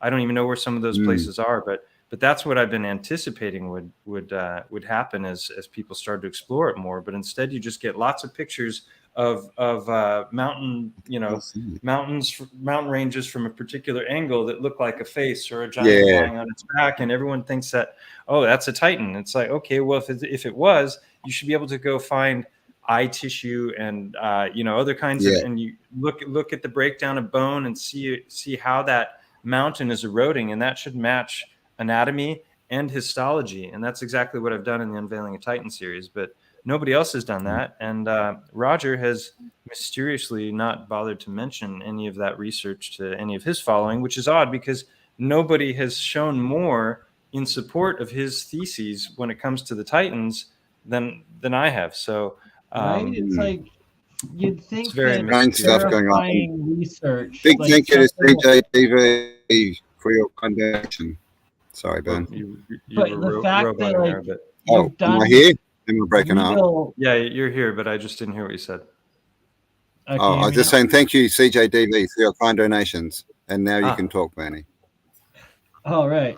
But yeah, why I have so much respect for like you putting out this like the Titan and the Mammoth and all of that, the scientific and biological and geological and just your meticulous manner in going about it and dissecting it all and finding all of the evidences and not just speculating but actually putting out conclusive evidence after evidence after evidence. And then it's like I just from the perspective of Roger over at Mud Fossil, it's like you'd think that if there's Mike Stellium7 would be this potential huge ally of proving your point and your case and your claims, or at least part of it, that you would encourage it and embrace it. And yet it's sad that he does not. That's what I would have thought would have happened. And I've reached out to him many, many times, and I have a long, long history of our communications, which, you know, I get so much flack from people because they're like, well, you haven't mentioned Roger from Mud Fossil University. I saw a you know, someone in the chat just now talking about it. I mean, but sometimes the tones and the things that people are saying, like I'm supposed to like bow and pay homage to Roger in every single video I make. Well, guess what? From the very first video I made, I was doing a shout out to Roger Spur, and in many, many videos and many interviews since then. I'm not going to sit around and go, oh, Roger, he brought us so much. I think he's actually holding the community back. He brought out a bunch of stuff, and he's got a bunch of beliefs about things that he's calling unimpeachable evidence that he has no evidence for, you know, other than his opinion and what he believes. And because he's this kindly old professor that's been streaming now for 5 or 7 years, he's got this cult-like following. People are just like, oh, everything Roger. And they come to my channel, and they're constantly accusing me of trying to steal his work. And I'm like, no, I've been giving him shout outs from the very first video I ever made. If you went through any of my material before you started criticizing me, you would know that, but you haven't, have you? You know, so they're just like assholes that come and say things that they don't know anything about it, you know? And that's the scientific method, isn't it? Like you working off other people's things. I mean, I didn't discover star forts or Tartaria or anything really. I just look into things that other people have found, and that's how we move forward. Yeah, and then someone will criticize you for just criticize you for just scooping up other people's work and not doing anything unique of your own or something. It's like, okay, you're missing the point, people. The channel name is Autodidactic. Do you even know what those words mean? Do you know what he says at the beginning and end of every video? It's like, hello, you know, we're all trying to learn this stuff. We've all been misled about a whole lot of stuff, whether it happens to do with matters of health or matters of cosmology or matters of history, mythology, all these things. So it's like, you know, people need to be open-minded and stop being so quick to jump the gun and criticize or call people out as being agents or shills. Someone called me CIA yesterday. I'm like, if I'm CIA, I'm the lowest paid CIA agent in history. Man. I promise you You that. might get a CIA paycheck. That's just ridiculous. I don't know if I want to sell my soul, but at the same time, I'd take a donation. But yeah, and if you're taking donations or you know have ads on your channel, you're a shill, right? Because you're trying to make money from truth. It's like, hello, people. My God.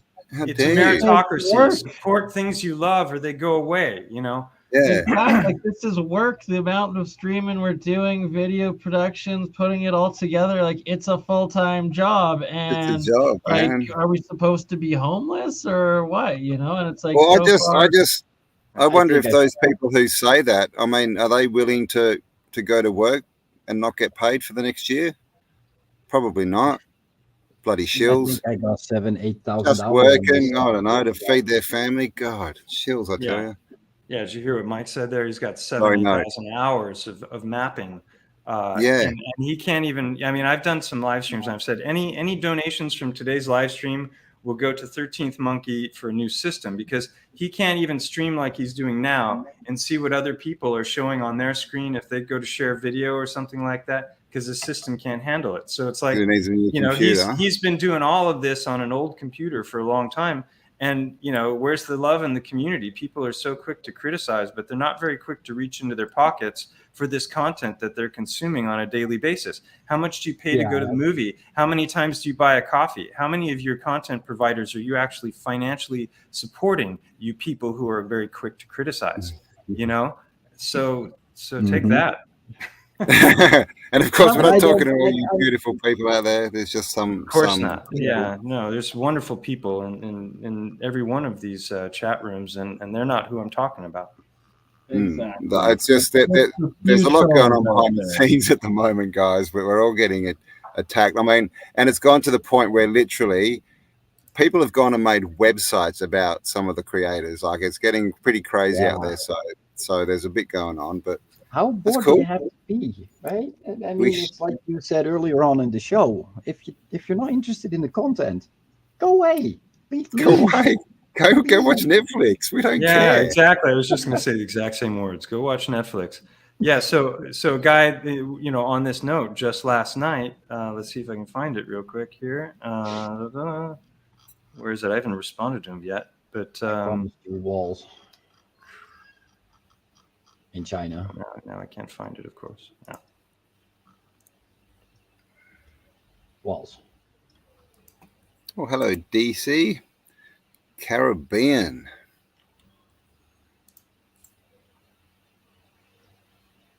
So all of that yellow line. 600 This is, by the way, as a sort of a disclaimer, that yellow line is not my work. I got this folder from somebody else. Published on the Google Earth forums. So if you want the yellow line stuff, so none of the markers, none of the red stuff, but the yellow line stuff is just available on the Google Earth forums.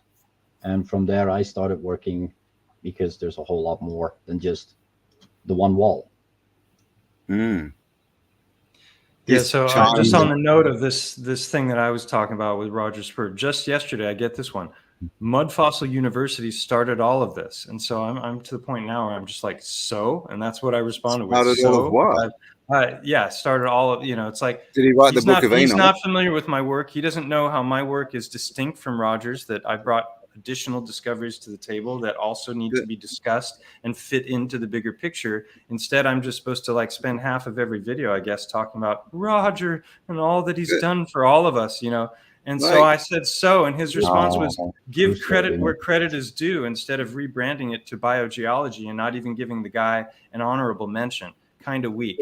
Well, I'm past the honorable mention stage, and now I'm calling Roger out for ignoring all of the work that I've done and just continually speculating to high heaven about a bunch of stuff that he really doesn't have evidence for, and claiming unimpeachable evidence, and being silent as a mouse when it comes to all of the research on my channel.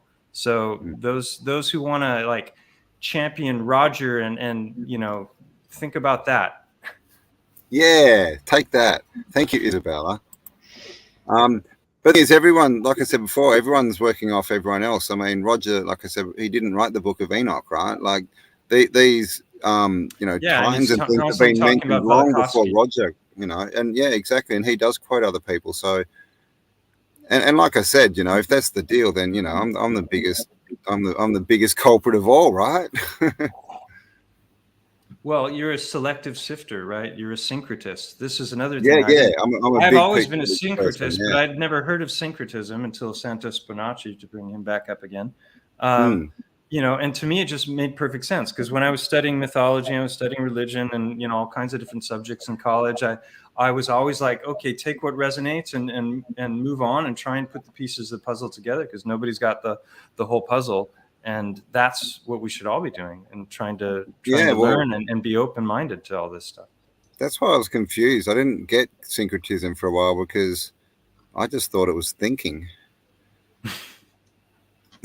Yeah. Well, it's a lost art for a lot of people. And I actually got to throw out that I first heard, and it was about 10 years ago, it was Michael Tellinger down in South Africa. Yes. Showing the stone heart, the giant crystallized bones, the biogeology, as you call it, Mike. Yeah. And that he actually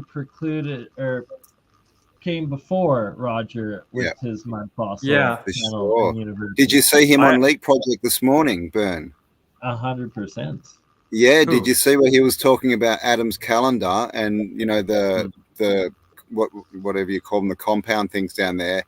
He was talking about them like we talk about star forts. He's like, oh, we've mapped the cymatic frequencies, they're on ley lines and blah blah. And I'm going, what?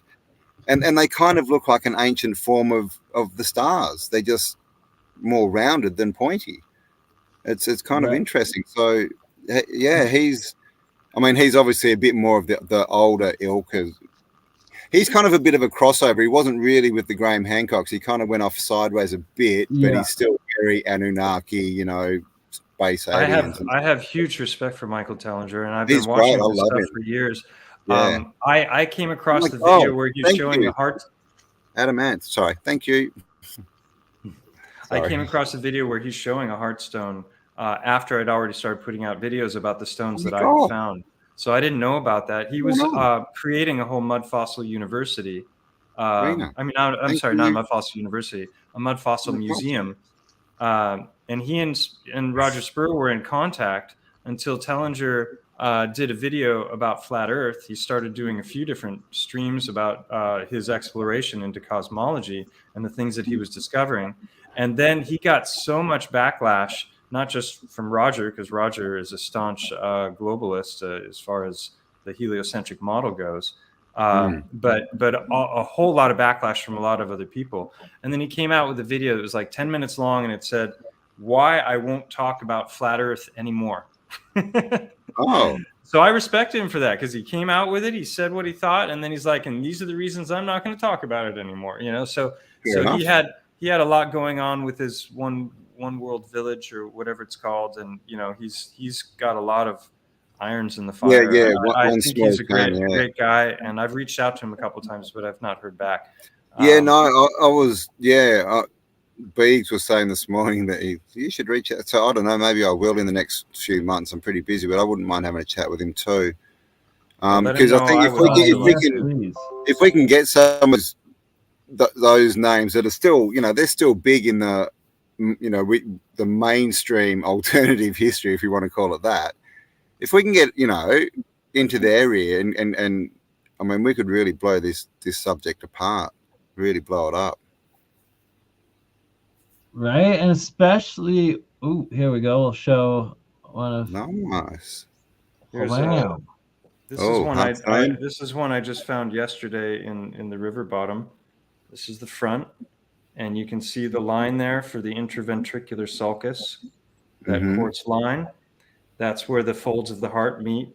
You can see the indentations at the top for where the aorta and the vena cava went in, and then on the back side, you can make out the sulcus lines. This is what I show in the videos. I show people how to recognize the anatomy. This is so repeatable, and it's so incredibly specific. And I can show you example after example of this pattern that repeats itself in the stones. This is pink and like flesh, and a lot of them have at the bottom. This is a very specific feature. They have this spiral, because when the heart goes into contraction, which it does on death, right? It's got a spiral contraction. So if you look at the heart from the bottom, you're going to get that propeller-like twist, and many of these that have these specific features have this twist. And I could show you heart stones all day long. I'm probably going to do it, maybe a live stream tomorrow or the next day. I've got a bunch of them laid out on the ground over there, but they're constantly different shape. I'm sorry, different color, different size. It's repeatable. It's the same patterns everywhere. And I mean, and like we say it, right? There's the blood vessels at the top. Exactly. There's your sulcus line there. Right, and then the back will be flattened. flattened. Yeah, sorry, Bernie, I just stepped on you. The back will be flattened or slightly curved inward. The bottom will have that twist to it, and it'll be shaped like a heart. Now, they don't have to be shaped like this, because there's lots of different kinds of hearts depending on the species. They can be 3-chamber, they can be 4-chamber, They can be in different stages of contraction. Some hearts are round and globular, and others are long and narrow, and it just depends on the species. But when you learn the overall pattern and you're able to recognize the front and the top of the stones, it starts to be predictable, where you can see part of a rock and recognize maybe the little twist or some other portion. And I've done this. I pulled them out of the ground predicting what the rest of the rock was going to look like, and then it looks that way. So this is definitely a non-reported phenomenon in geology. Well, they tell us these are hunks of clay that have just magically formed like this. And there's your top and your lines again for the sulfur. Well, they're not lying. They do say that man came from clay in the Bible, don't they? But I mean, we've got that saying, right? Heart of stone. They've got a heart of stone. Oh, there's a zillion in the live stream I was doing last night. There was somebody who was just throwing in lyric after lyric from all kinds of songs. You know, we talk about all kinds of things. Like I theorize maybe the continents might have been, you know, Titans or parts of Titans, and we talk about the heart of Africa, right? So sometimes they're really plain, but they still have this very specific underside curve and propeller twist. So tell me that's just random rock breaking off and rolling around a river bottom that's forming these incredibly specific reoccurring patterns. So the more I add to the list of heart features that I'm finding in a rock, the less likely it should be to find a rock like that. And that's where you start getting into a preponderance of evidence. I don't have an experiment. I don't have a variable I can manipulate, because these things are already what they are. But I can show correlations between anatomy, and I can show that from an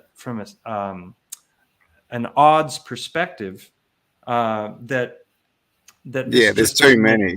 It just doesn't make any sense. Possibility of it. Yeah. And again, I just found this one yesterday. It was literally the first rock my eye landed on as we went from the road down into the river bottom to cross it, because we were on a walk. And this was literally the first rock I found. So, I mean, how specific is that? This is like a 10 on the Wilkerson scale, right? There's like all of these different anatomical features that the heart can or the stone can exhibit from heart anatomy. And the more of those features you have, you know, the more likely it is that what you're holding in your hand was once a heart. And it's bizarre. You know, I mean, we just haven't even thought about this stuff. I mean, people still think it takes thousands of years to fossilize things, right? So, you know, all this information we've got, it makes, you know, the information you're showing to most people impossible, right? Because they're thinking, what do you mean? It takes thousands, hundreds of thousands of years for things to fossilize. But we know that that's not true, right? You know, we've got examples of that. So see all of those down there. Those are all examples of the exact same thing. There's a couple there that I'll just grab two of them. And of course, the heart isn't even a pump, right? It's a tube. The heart is a rope. The heart is it's the myocardioventricular band. Yeah. Which last time I was on with you, I went into detail about that. That's an interesting, a very interesting thing that most of us has never been taught. You know, so again, you might think, oh, this is a real easy shape to find, and rocks just are going to erode that way. But when you add the double indentations at the top and the curved underside and the twist at the bottom and all these things, then it gets very, very specific, and it doesn't make any sense that Mother Shipton's cave is an example of instant petrification, or not instant. It takes months there. A couple of months. Mineral waters, these mineral waters pouring over different objects and encasing them first. And like everything too, if you Google the pictures, like there's like stuffed toys, which is a big one, but then there's also a bicycle. You know, there's all these different materials, and they've all been fossilized just because fossilization is not. All fossilization is changing the mineral content of things, right? So it's all got to do with the mineral content of the water that these things come in contact with. That's all fossilization is. Yeah, and you know, and how it's going to end up looking is going to depend on what happened to it and how long it took, and whether it was like completely petrified, or maybe it was petrified enough to maintain its shape and not be eaten away by larvae and bacteria, and then later permineralization finishes off the process, you know, through some kind of a mud flood or something like that. But the big question I always get is, why would the organs be found outside the body? Where's the body? Yeah, exactly. And I've answered that question many, many times, and I have videos on it. I call it boiled egg theory, and it's the basic idea that the body is being annihilated from the outside in, and as that's happening, these are contained in fatty sacs, and they're floating inside of a bigger fatty sac, which is the chest cavity. Your heart is there, your lungs, your other organs, and so as I believe it's major heat or electricity or something supernatural, or maybe some kind of a petrification technology. But there's a faceting to the front that many of them have, and it just, it's so incredibly specific and repeatable. And mainstream science would say, yeah, you're just cherry picking, right? You're just going out and finding rocks that fit your harebrained theory. And I would say, well, yeah, it's cherry picking because it kind of has to be. Here comes our little fiesta. But so this one I found it was face down in the mud, and it was buried 2/3 up, and I could see the shape, and I could see the line, or it's the reverse, the line, the sulcus line. And so I'm like, okay, that's the back side, and I can see it, and I pulled the thing out, and the front looked exactly as I expected it to look. So that's a repeatability, a predictability.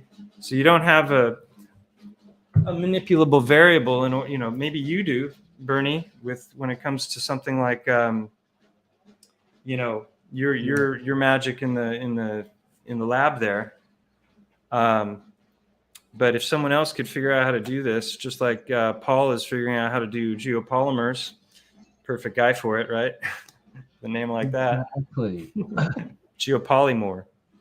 What's also would be interesting would be to, out of those heart stones, like a few of the ones that you're most convinced on, to get samples of what the chemical makeup of it is, just to be able to then come up with a more cohesive theory of how those minerals or metals get into it and petrify it. Do you know the saga that surrounds that exact topic? So Harry Hubbard reached out to me because he's got a big background in geology as an lifelong amateur geologist. And one of his good buddies, a guy named Frank Aon, owns a laboratory in Santa Fe, New Mexico. And Harry had come across my videos as a result of his massage therapist was a sub of mine who had seen a bunch of my videos. And she's like, you got to check this out. This is really interesting stuff. And so he thought it was interesting, and looked into it a little bit, and then talked to his friend. And, they were like, yeah, it'd be interesting to do an analysis on some of these rocks, because this isn't a subject that I'm familiar with. And, they both from the beginning thought it was total BS, as they admitted later in correspondence and communication that was recorded between them. So yeah, I sent off over a dozen rocks. I made a video of the rocks and showed what I was sending them beforehand, and 360 rotations of each of the samples, so that people could see what was going to be tested and how that matched the examples. I didn't send my best specimens, obviously, because I didn't know if I'd ever see the rocks again. And so I sent them, and then I got, I made a video about it called Paradigm Crushed. And so the first video just before that is an exciting research day, because I was excited about sending these to them, because I thought I was finally going to get some laboratory analysis, spectroscopy, a breakdown of the molecular, components of each of these stones, so we could start to look at that and compare it to actual fleshy hearts. What do we know about the chemical composition of a heart, and what are the different materials that are in that, and in what percentages, and does that match in any way, shape, or form what we're finding in the stones? Now, I wouldn't expect there to be DNA present, because this is petrified stuff. So I would think that any of the molecules and the proteins would be completely denatured, through the cataclysmic process, whatever that was. But I would also expect that there's some kind of a transmutation that's taking place as it goes from flesh to stone.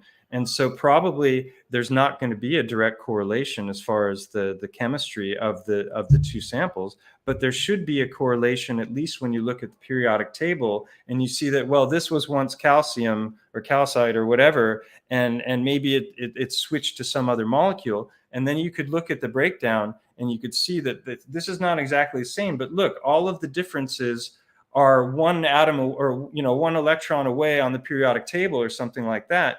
Then you've got undeniable proof combined with all of the macro, micro anatomy, the visual, the pattern, the repetition of the pattern. That would be a slam dunk. And that's what I thought I was going for when I sent the samples off, and it didn't go that way. And my response to what they did in their research, it took 3 hours because 90 minutes of that video was conversations between Hubbard and I, which were recorded, and between Aon and Hubbard, which were also recorded. And they made a lot of claims about those stones and about what I had or hadn't done. And it took a lot of time to address every single point, because it was very important to address them, to say, is it true what they're saying? And does it make sense when you see it for what it is on screen and you look at, well, this is a polycalcitic conglomerate cobble. That's what Frank Aon concluded that each one of these is. This is a lump of clay that got in a larger substrate, and with lots of pressure on its way to becoming metamorphic, that lump of clay has compressed down into something that's, you know, I think about a 5 or 6 on the hardness scale. It's not like diamond or sapphire or diorite. But it's a very hard stone, and that this was originally a lump of clay, and it formed, and then because of the water action in the rivers and tumbling around and abrasion and a breakdown from the mineral content of the waters, that it just naturally took on this shape, and it does it over and over again by the thousands, right? So that was the assumption. And the other thing that doesn't make sense about that is if you look at the rivers and you look at the mud flow, you find these rocks everywhere. You find them, but where you don't find them is on the mountains. Oh, well, that makes sense, because the mountains are breaking down. It's going to roll down the hill and it's going to erode, and then it gets in the river bottom. The water action finishes the process. Well, guess what? 2 different completely kinds of stone on all the mountains here in the region versus what's in the river bottoms and what's in the valleys and the foothills. They're not the same stone. There are no transitions between them. It goes from broken chunks of limestone, which I've documented extensively in my research on my channel, and how those correlate to bone, how they correlate to the different manifestations of the histology of a titan. And then I've looked at these rocks, and there is no in between. It's one or the other. So that whole erosion story is bullshit. That's not what's happening. These rocks were deposited there from elsewhere, or they are the remains of the living creatures that were destroyed in cataclysms, and they go from tiny to giant or titan. And I think I have plenty of evidence to show that that's at the very least a plausible theory. If you're not stuck in the heliocentric model where you think that gravity would have crushed these creatures and there's no possible way that they could support their own weight. I think that's not accurate, because I don't think that gravity, as we're told and taught, is actually what's really going on. Indeed. There you go. Right. And hello to Zal and everyone in the chat. And Delicious, I didn't say hello to you. Haven't seen you in ages. Hello. Sorry, you can talk now, Ben. I've been talking to Harry Hubbard a little bit, and we were going to have him on to discuss his Illinois cave discovery, but then it's like I found out that he actually is a goldsmith and has been making replicas of them the whole time, and heard all sorts of different stories, and it's like it muddies the waters. And then I've heard that he's also like caused different drama with a bunch of different people, and now Mike, there's another case with you that it's like I just don't know if his deal is, if he's a psyop. Let's not go there.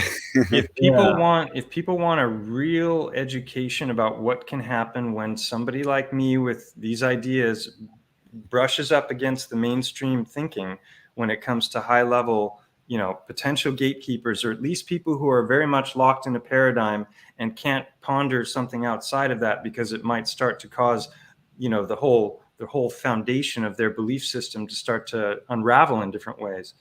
Whether or not it's premeditated, intentional, or just like unconscious and they're paradigm blind, or whether there are agendas, I don't know. But they were insinuating at one point in the conversation that I might have been in this for the money. And they offered me money up front for the stones, and I turned it down. I said, no, all I'm interested in is the lab results, because that's what's most interesting and valuable. And they assume that I'm in this because I'm trying to make money. And at no point have I made any money from this. This has cost me a ton of money. So that insinuation was rude. It was false. And if they had gone into my research at all, which they didn't appear to, or at least they claim not to, then they would have found that a lot of the things that they were saying are not true, and I had already shown that to be the case. So the thing about Hubbard and Aeon, like Aeon is he's got the record for appraising or authenticating the most expensive piece of jade artifact ever sold. It's like $8 million authentication. $8 million appraisal value on this product that was sold. So he's the kind of guy that billionaires go to like verify the authenticity of different artifacts. So actually, if someone is capable of creating an artifact and they got a good friend who's authenticating our artifacts, who's in a better position to make money? Yeah, right. Right? So yeah, well, I mean, so it's a funny thing. Like saga. a lot of people think I make tons of money too. I mean, it's not like I don't know what 100,000. If I had millions of subs, then yeah, fair enough. But I've been at this now for 4 years. I've spent thousands of hours, just like Mike has, hunting the star forts and everything else.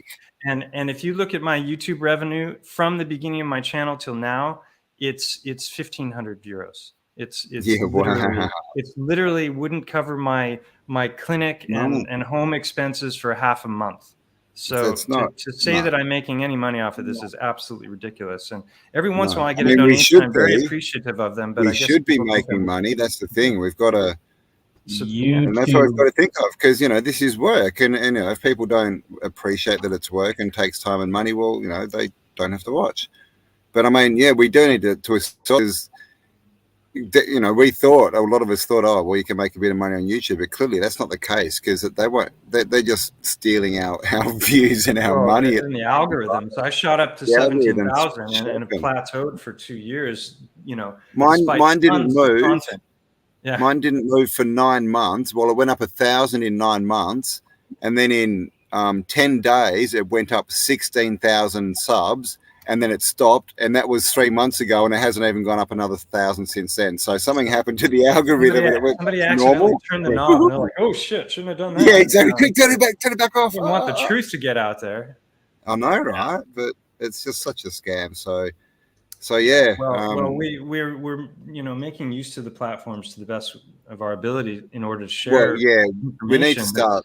That's so important. People off.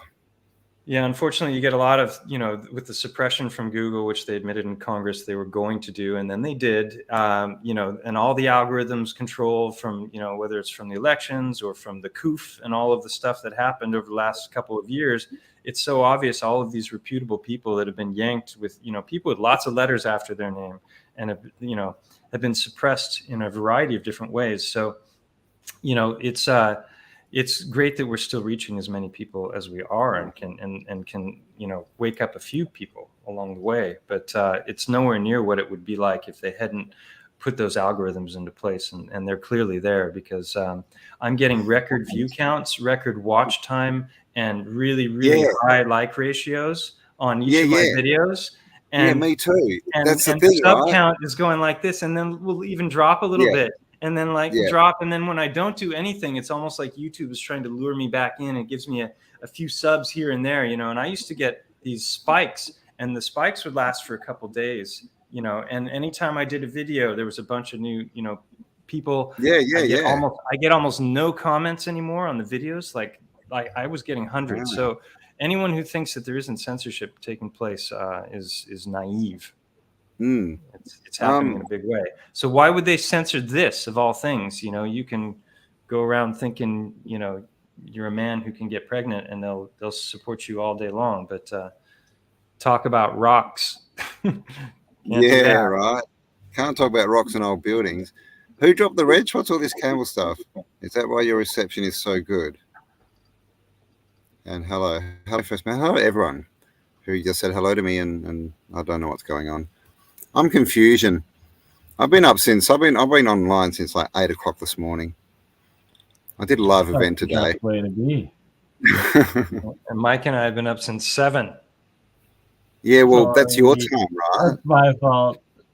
And kind of Campbell's a little bit. What's the time there now, Mike? Is it your morning still, or it's 1 o'clock in the afternoon? Yeah. Yeah. It's almost. So you still awake there, Mike? Mike? Yes, Mike. I'm here. He's still there. I'm still zooming in and out. So what's okay. So what's the time he's just self-maintaining. So if you ignore him, he just goes and maps star forts. He's our little star fort mapping monkey. Just how are there so many? Like it's nonstop every well, time. this is, I mean, that's the next big question: is how did they get all this done, and how did they, you know, clean all the cities out and all this? It's almost like a, you know, like it's a program, right? No, it's just a psyop. Oh, sorry. Yeah, none of it exists. Sorry. Whoops. Just Kremlin agents, all right? Jeez. It's the Russian Chinese people that you got to worry about. That would be the Mongolians. Putting them everywhere, right? I mean, bloody. Autodidactic. You mentioned YouTube. Let your sub rise. So I said, the YouTube monkey must have dropped the wrench. Oh yes, okay, got you. Yeah. I mean, it was literally like that. It was like someone had pushed the wrong for like, it was almost 2 weeks, and they just went wee, and they went just pushed it, and just went stop, and it just stopped instantly. It was just bizarre. But I mean, it just shows you, right? And this is the thing, like every month I apparently get between, I think it's like 2,200 and 3,000 subs, but it takes me 9 months to go up 1,000 subs. Yeah. I once had like 150 subs just disappeared overnight, and it wasn't following some atrocious video where people are like, I'm not going to listen to this guy anymore. You know, you gotta use social blades and keep checking and keep taking pictures. It's what I've been doing, and if we get enough evidence together, we can eventually launch a class action lawsuit. And we sue YouTube and we get paid that way. They're stealing the views. They're preventing us from stealing the growing. revenue. It's ridiculous. Yeah, the revenue. The views are the revenue. It's insane. I mean, if we all had our revenue, we could be out there traveling around with better equipment. You know, we could be doing such a better job. But so they're stopping everything. They're stopping the research. They're obviously censoring us. So they need to be taken down. I think destroyed. Hi YouTube.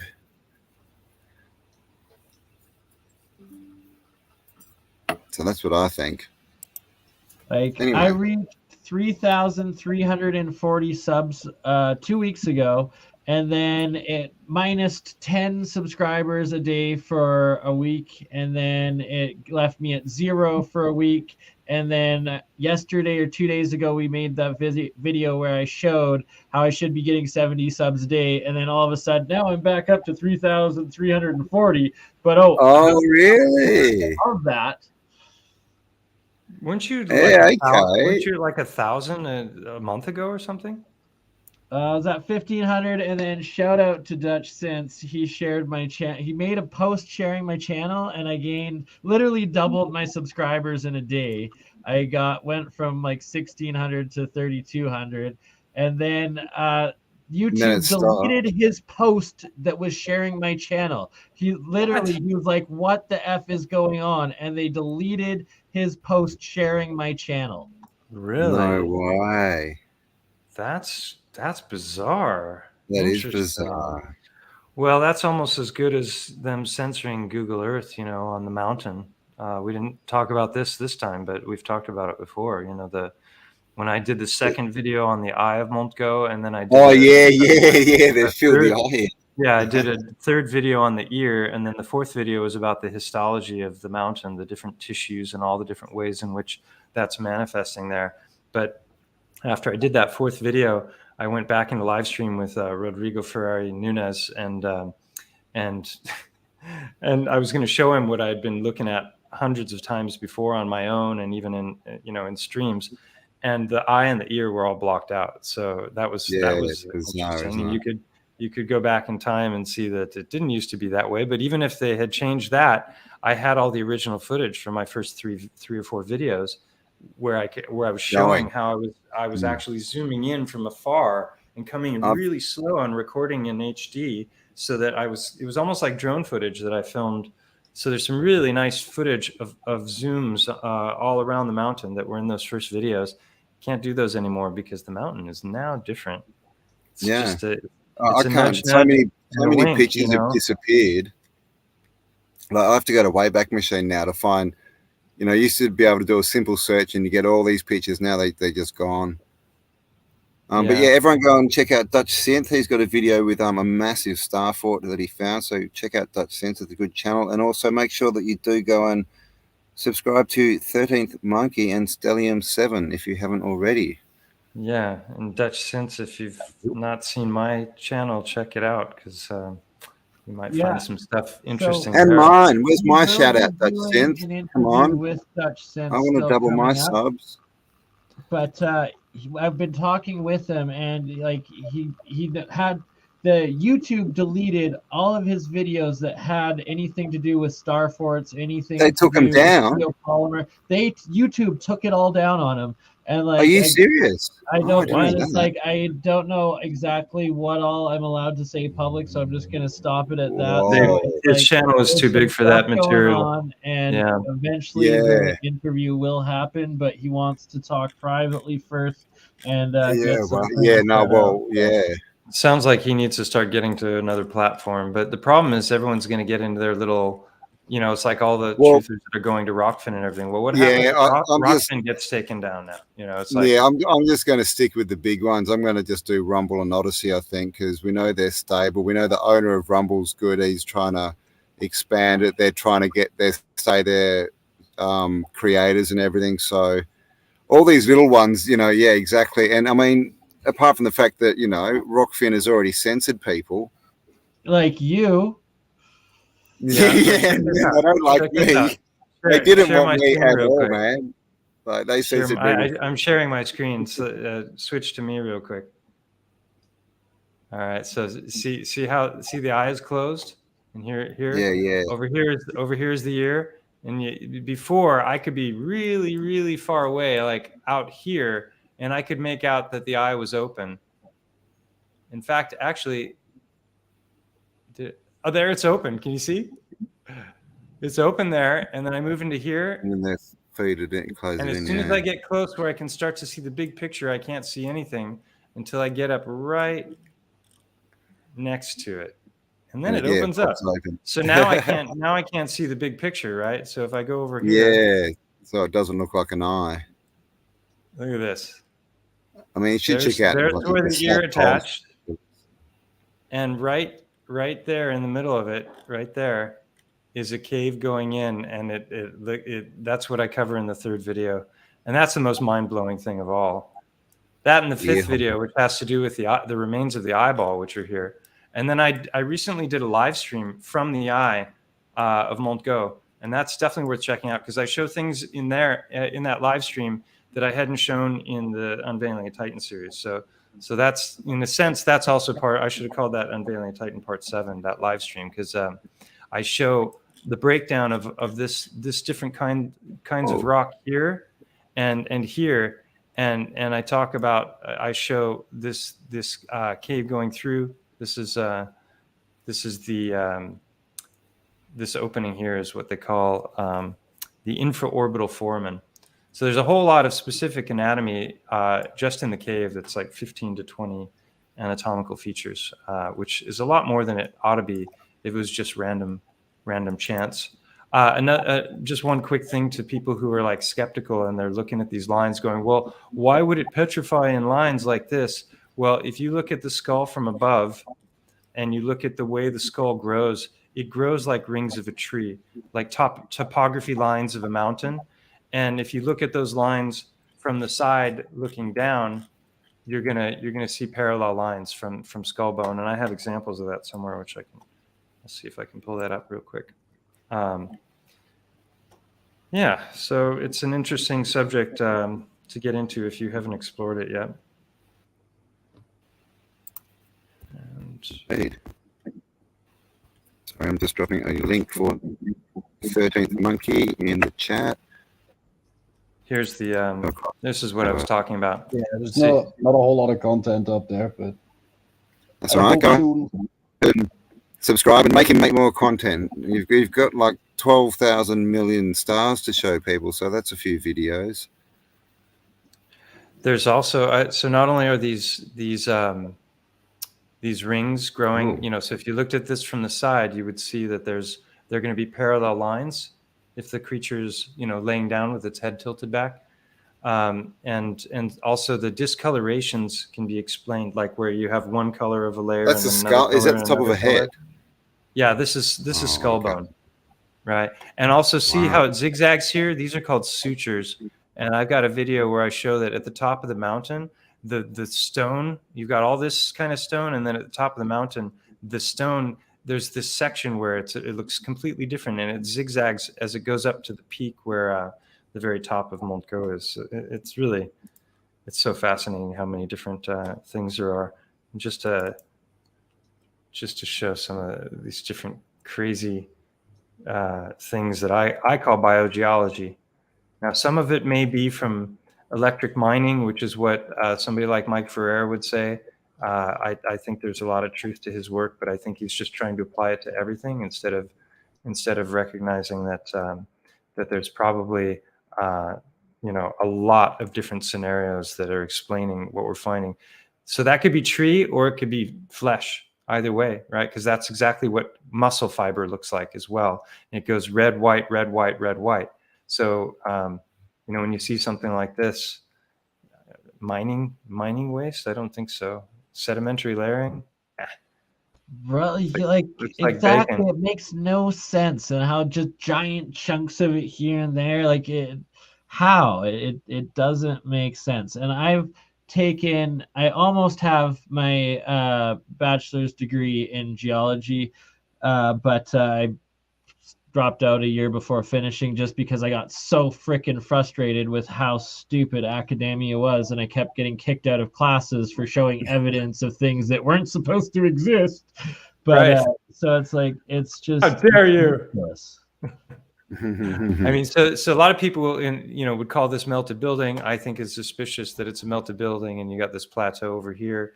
You know, it's hard to know, but this could be root structure. You know.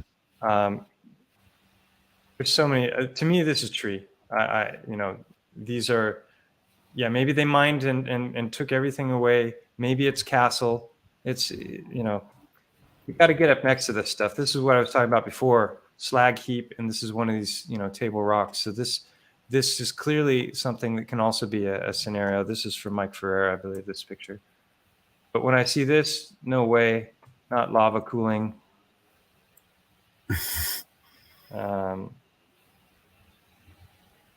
Yeah, I could go on and on and on, and I usually do. So yes. All right. Well, we're coming up on 2 hours and 45 minutes. So how's everyone feeling? I'm starting to die a bit here. Indeed. Yeah, I need to get Mike, some food. Your daughter's probably been waiting a while now that we rescheduled for a little later, so we're good. Perfect. Thanks for thinking of her. Family's important, so definitely. But yeah, almost 3 hours. That's intense and crazy. It is. It's been an awesome chat. We're definitely have to do this again very soon. Thank you for everyone in chat, and thank you for all the donations and everything. You are amazing peoples. And thank you to Mike and Bernie.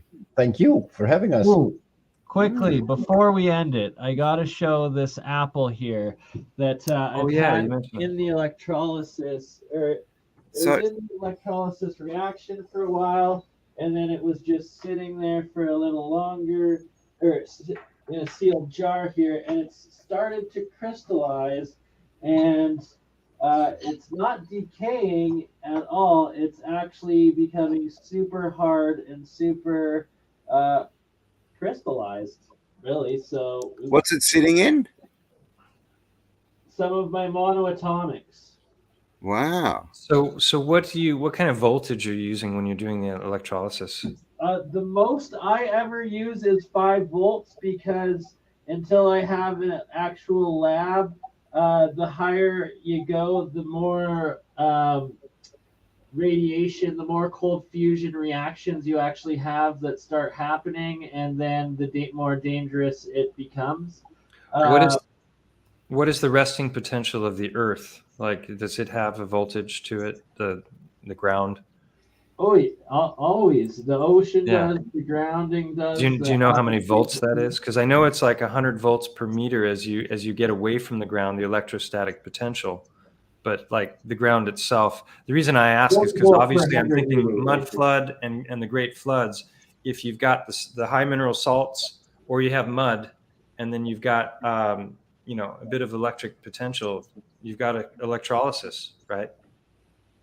Exactly, and that's my whole point with the ocean and all of the muck or whatever they think that's at the bottom. It's actually all different monoatomics and diatomics, and one giant electrolysis battery of cold fusion that is powering and behind all the processes of our electric universe.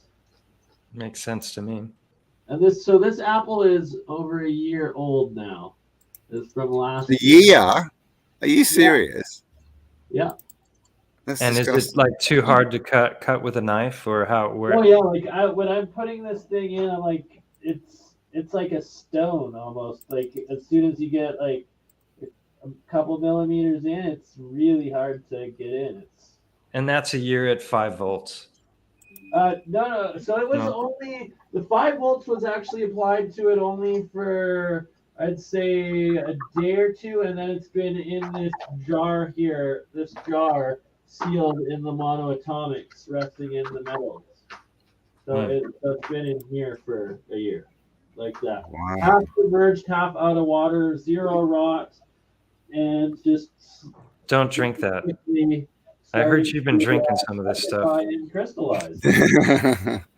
Yeah, no, don't try this at home, people. You might turn out like balloon. You got orgone there. That's gonna mess with everything too. That's the next set of experiments. Is going to be mixing the monoatomics in with the organites itself. Wow. Nice.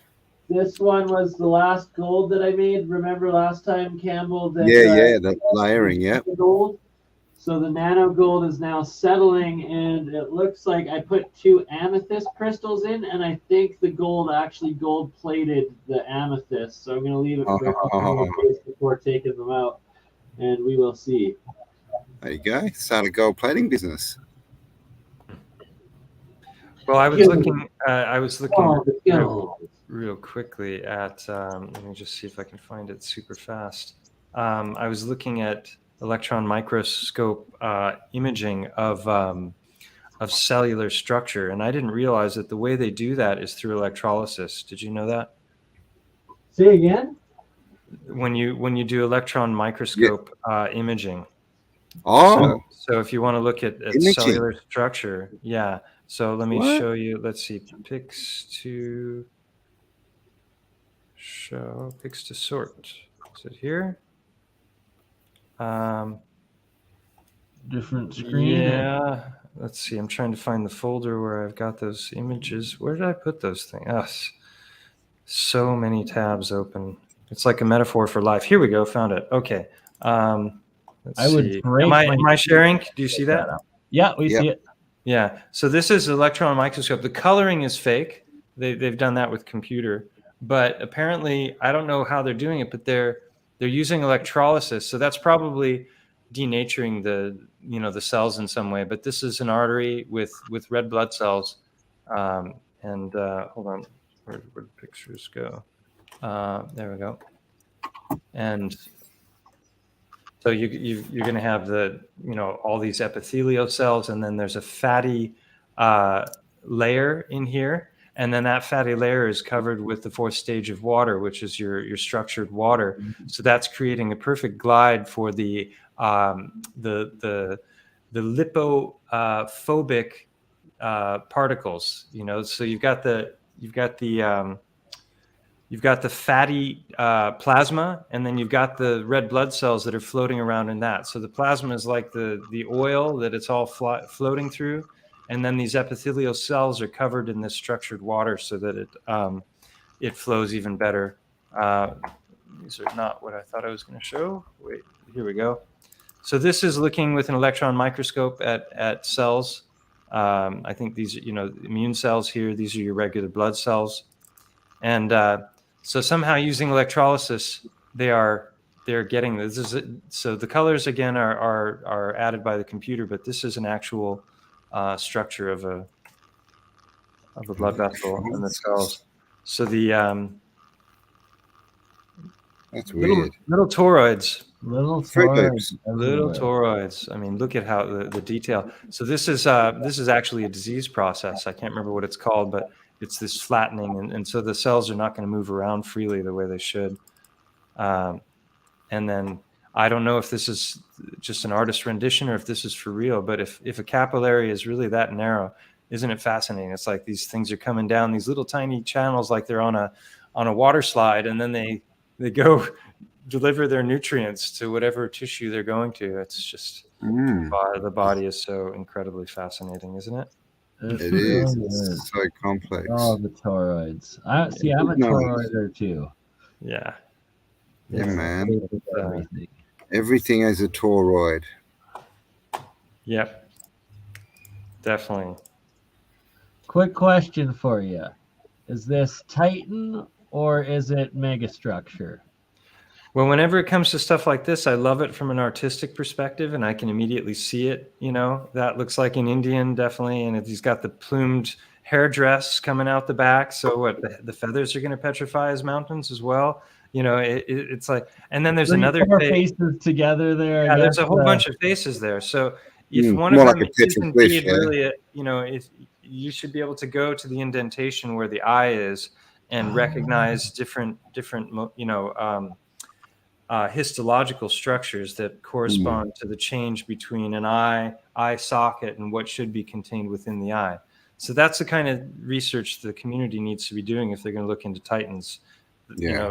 Following what I've done with Montgo as a model, and then the more people start to do that, then we start to really accumulate a preponderance of evidence in favor of the theory that Titans once existed. I call my first video "Conclusive Proof Titans Existed," but it was a tongue-in-cheek title, as was the thumbnail, because the tusks are photoshopped on from the very first video I made. So it was a very serious subject, but I approached it lightheartedly to try and open people's minds enough that they could ponder the possibility that something so absurd could perhaps be true. And the more you look into it, the more plausible it starts to sound. You should get on try and do some TikTok videos, because there's stuff like this all over TikTok. TikTokers seem to be, they're just in an Eddie conspiracy at the moment. They're like anything that's slightly conspiracy theories, except alchemy. Oh, that's right. They canned you.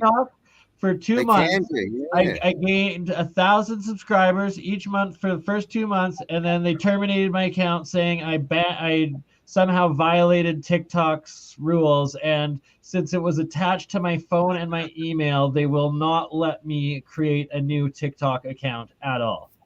Oh my God. You get most flack when you're over the target, right? Yeah. I'm still up. I've got about 3,000 or so, just under, on TikTok. Yeah, but that must mean you're a shill. I mean, what are the explanations? Clearly I'm a shill, man.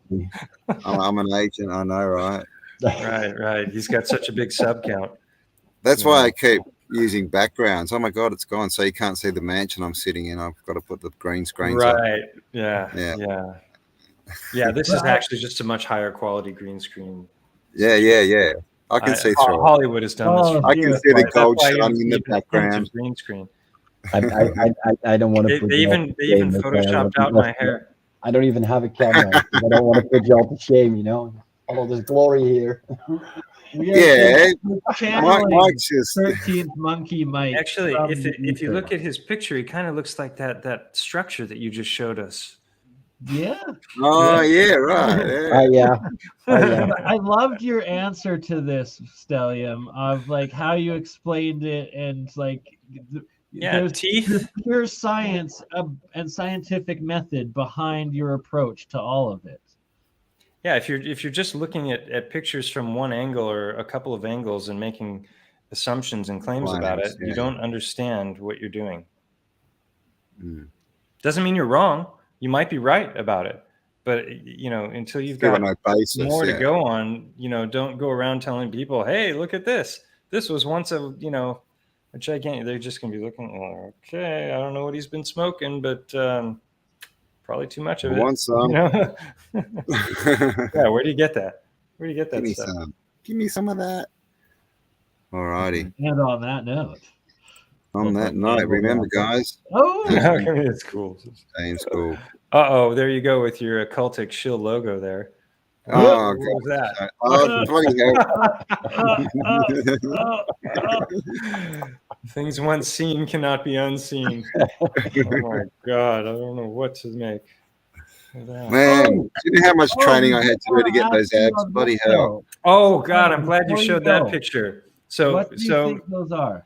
Oh, I'm so glad you said that, because I've got one more thing to share before we go.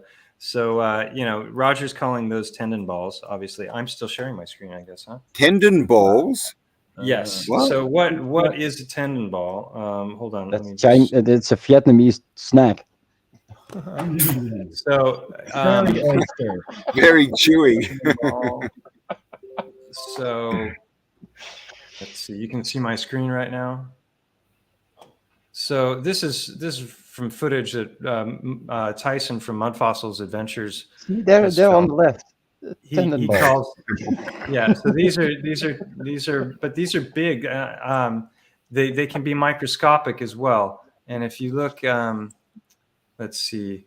Let's change it to tendon ball histology. Histology is just the study of tissue. So if you ever want to get like microscopic pictures of things, you can add the word histology, and you'll see. It sounds clever. It sounds intelligent. And I can't find it. Hold on, I've got a folder for this. Tendon ball.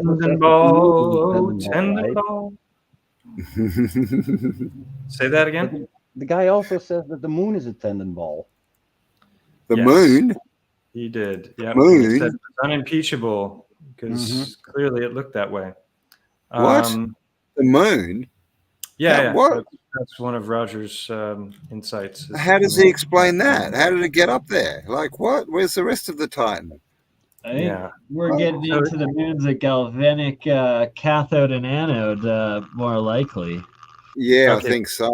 Yeah, Mike Ferreira says it's mining waste, and he's got a lot of interesting things to say about that. So if you look here, here's the knee joint, and this is the tendon coming in and attaching at the bone. Well, the way that it attaches to the bone in a very strong way is it grows these little spherical things inside the bone. So I'm on board with Roger's tendon ball theory. I just think he's applying it to things that he shouldn't, and he's not seeing other things that he should. To me, they look like some kind of a nut or seed, because there's some of them that are cracked and they've got like another orb inside them. Right. So when you see something like this, like that one, see the layering there, and that's consistent with how a tendon ball grows. Okay. And then you've got this sort of a thing. It's like, okay, this ball, is this the remains of the tendon? I don't know. And then I just show a few more examples. There are these concretions, or whatever they're called, all over the world, these massive spherical stones. And so tendon balls is one possibility. And you see these mushroom things. I think they're called hoodoos. Ringo. It's like this, but it's oval shape. It totally looks like a mushroom cap at the top. but mushrooms grow like this also. So this could, mushroom is a possibility.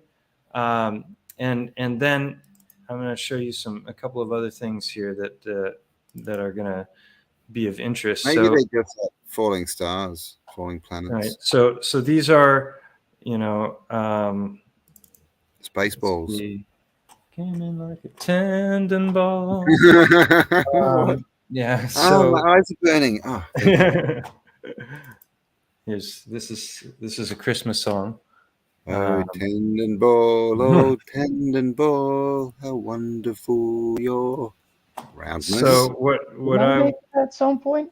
I think you made that one, Mike. Yeah. So if we go back here to your question, Bernie, I'm just thinking if the great trees existed, and I'm 100% certain they did, based on the stuff we've talked about today. That's what I was thinking. They could be tree seeds is one possibility. They look like macadamia nuts, man.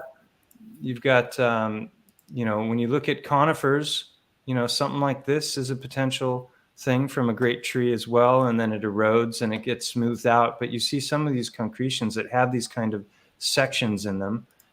In fact, let's see if I can find it. Yeah, this is from Mud Fossil or Tyson's Mud Fossil Adventures.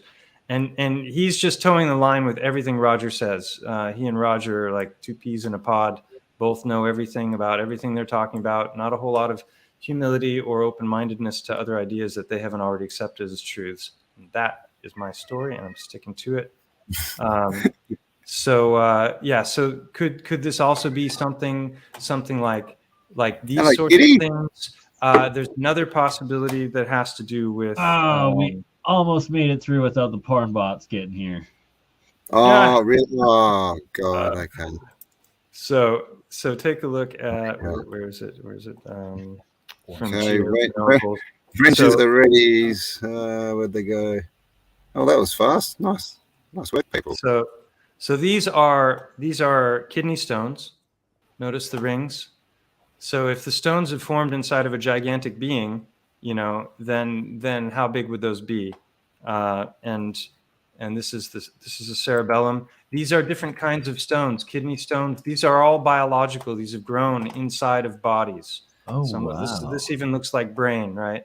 So you can see if that was 3 or 4 feet wide, it could be the same thing.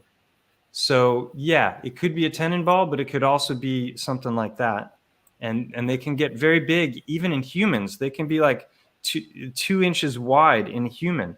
This is inside of a gallbladder. Look at how many of them are forming in there. And once a stone, already a stone, right? So I think a lot of the stuff that we're seeing in the geological record is biological. This is a petrified brain. That's from a whale. And you can see it almost looks like quartz crystal because it is.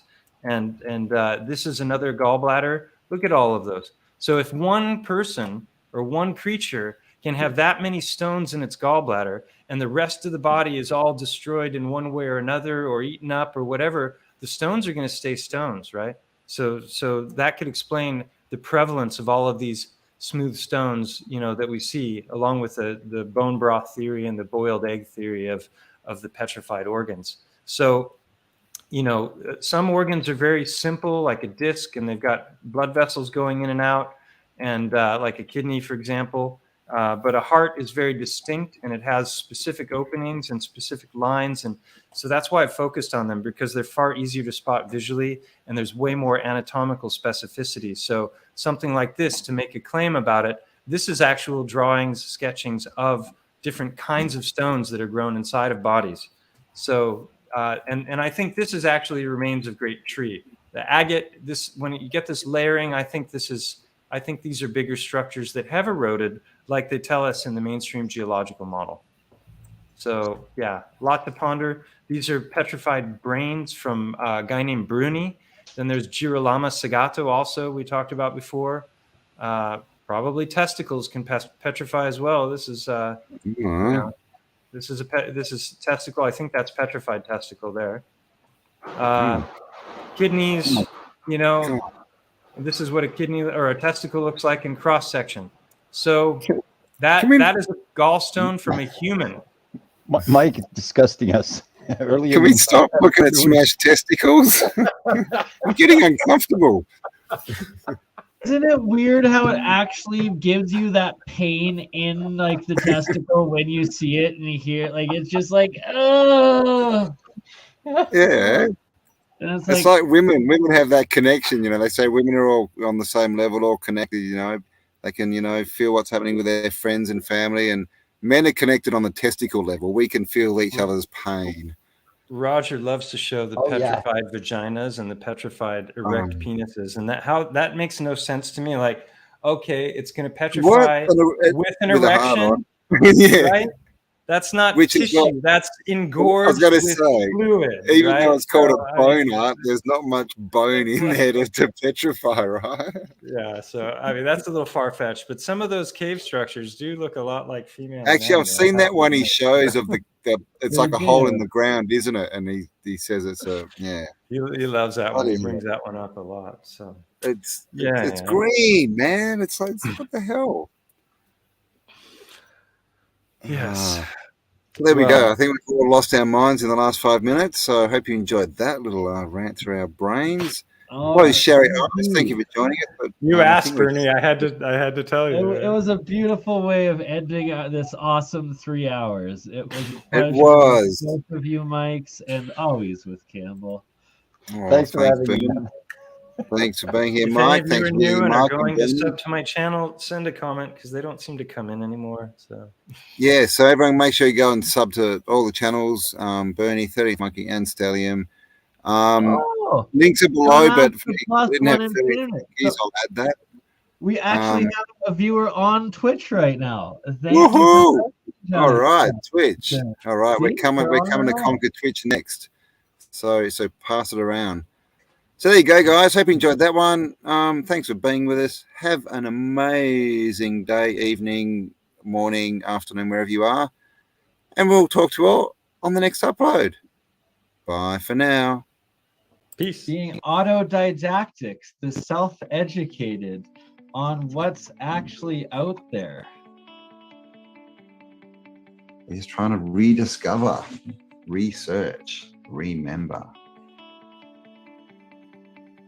With what's gone on in the last few years, it's like, can we really trust the information we've been given about anything? You know, if they're not going to tell us what's good for us, for our mental and physical well-being, then why would they tell us the truth about where we came from? You know, because that's the biggest thing is people don't want to believe they've been lied to. You know, obviously no one wants to be lied to. And then the next bit after that is they would never do that to us. You know, the government loves us, but does it really? Because we trust the science. Like literally, they put on the front for us on their Tell Live Vision, where they have their cast and they do a broadcast from Hollywood with their little holly wands. But it's just a front, right? Just like they put on the buildings, it's just a front. We used their foundations and then covered it with a facade. Catastrophism used to be taught in higher education as the geology. It wasn't the crustal displacement theory. It was catastrophism, and that there was many resets. So we're just starting to put the pictures back together and the maps and trying to add everything up because so much has been deleted. Tartaria. Where did it come from? What's the real story? It seems like, and there's a lot of, debate about the word Tartaria, and of course, we use it because it's a topic, that's a word people know, but it's the old world. But the more we look into this, Tartaria, basically in the old encyclopedia says it was basically the whole northern hemisphere at one point. So it seems that it was not a country as we think of them, but more of a civilization, I guess, where there was independent countries, but they were all sharing the same information and technology and working together. Yeah, and then basically over time, during catastrophes, it got broken apart, and those people who like to take advantage, shall we say, sort of jumped in and stole it all. It's the same civilization, that same Slavic civilization and technology and whatnot or group that later was Tartaria and then I guess broke apart. I would have been right before the World Wars, right? That would have been the last remnants being wiped out. You know, the censorship that we see now, that's a book burning. That's just a book burning, but done on the internet. Burn it.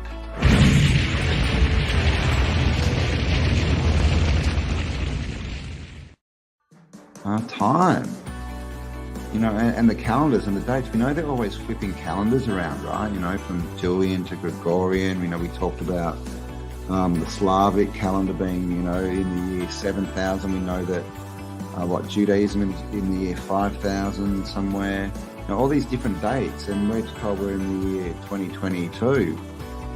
But are we? And what does that even mean? Right? How can we be in the year 2022 if someone else is in the year 5000 and something, and someone else is in the year 7000, right?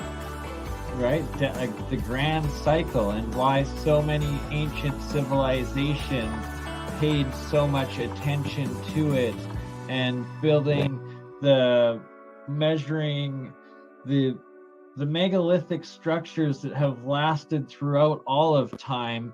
That's the grand celestial calendar to this day. And it's why they're trying to have this great reset yet again right now, because everybody's waking up, so they want to try to erase it all over again. Don't ever try this at home.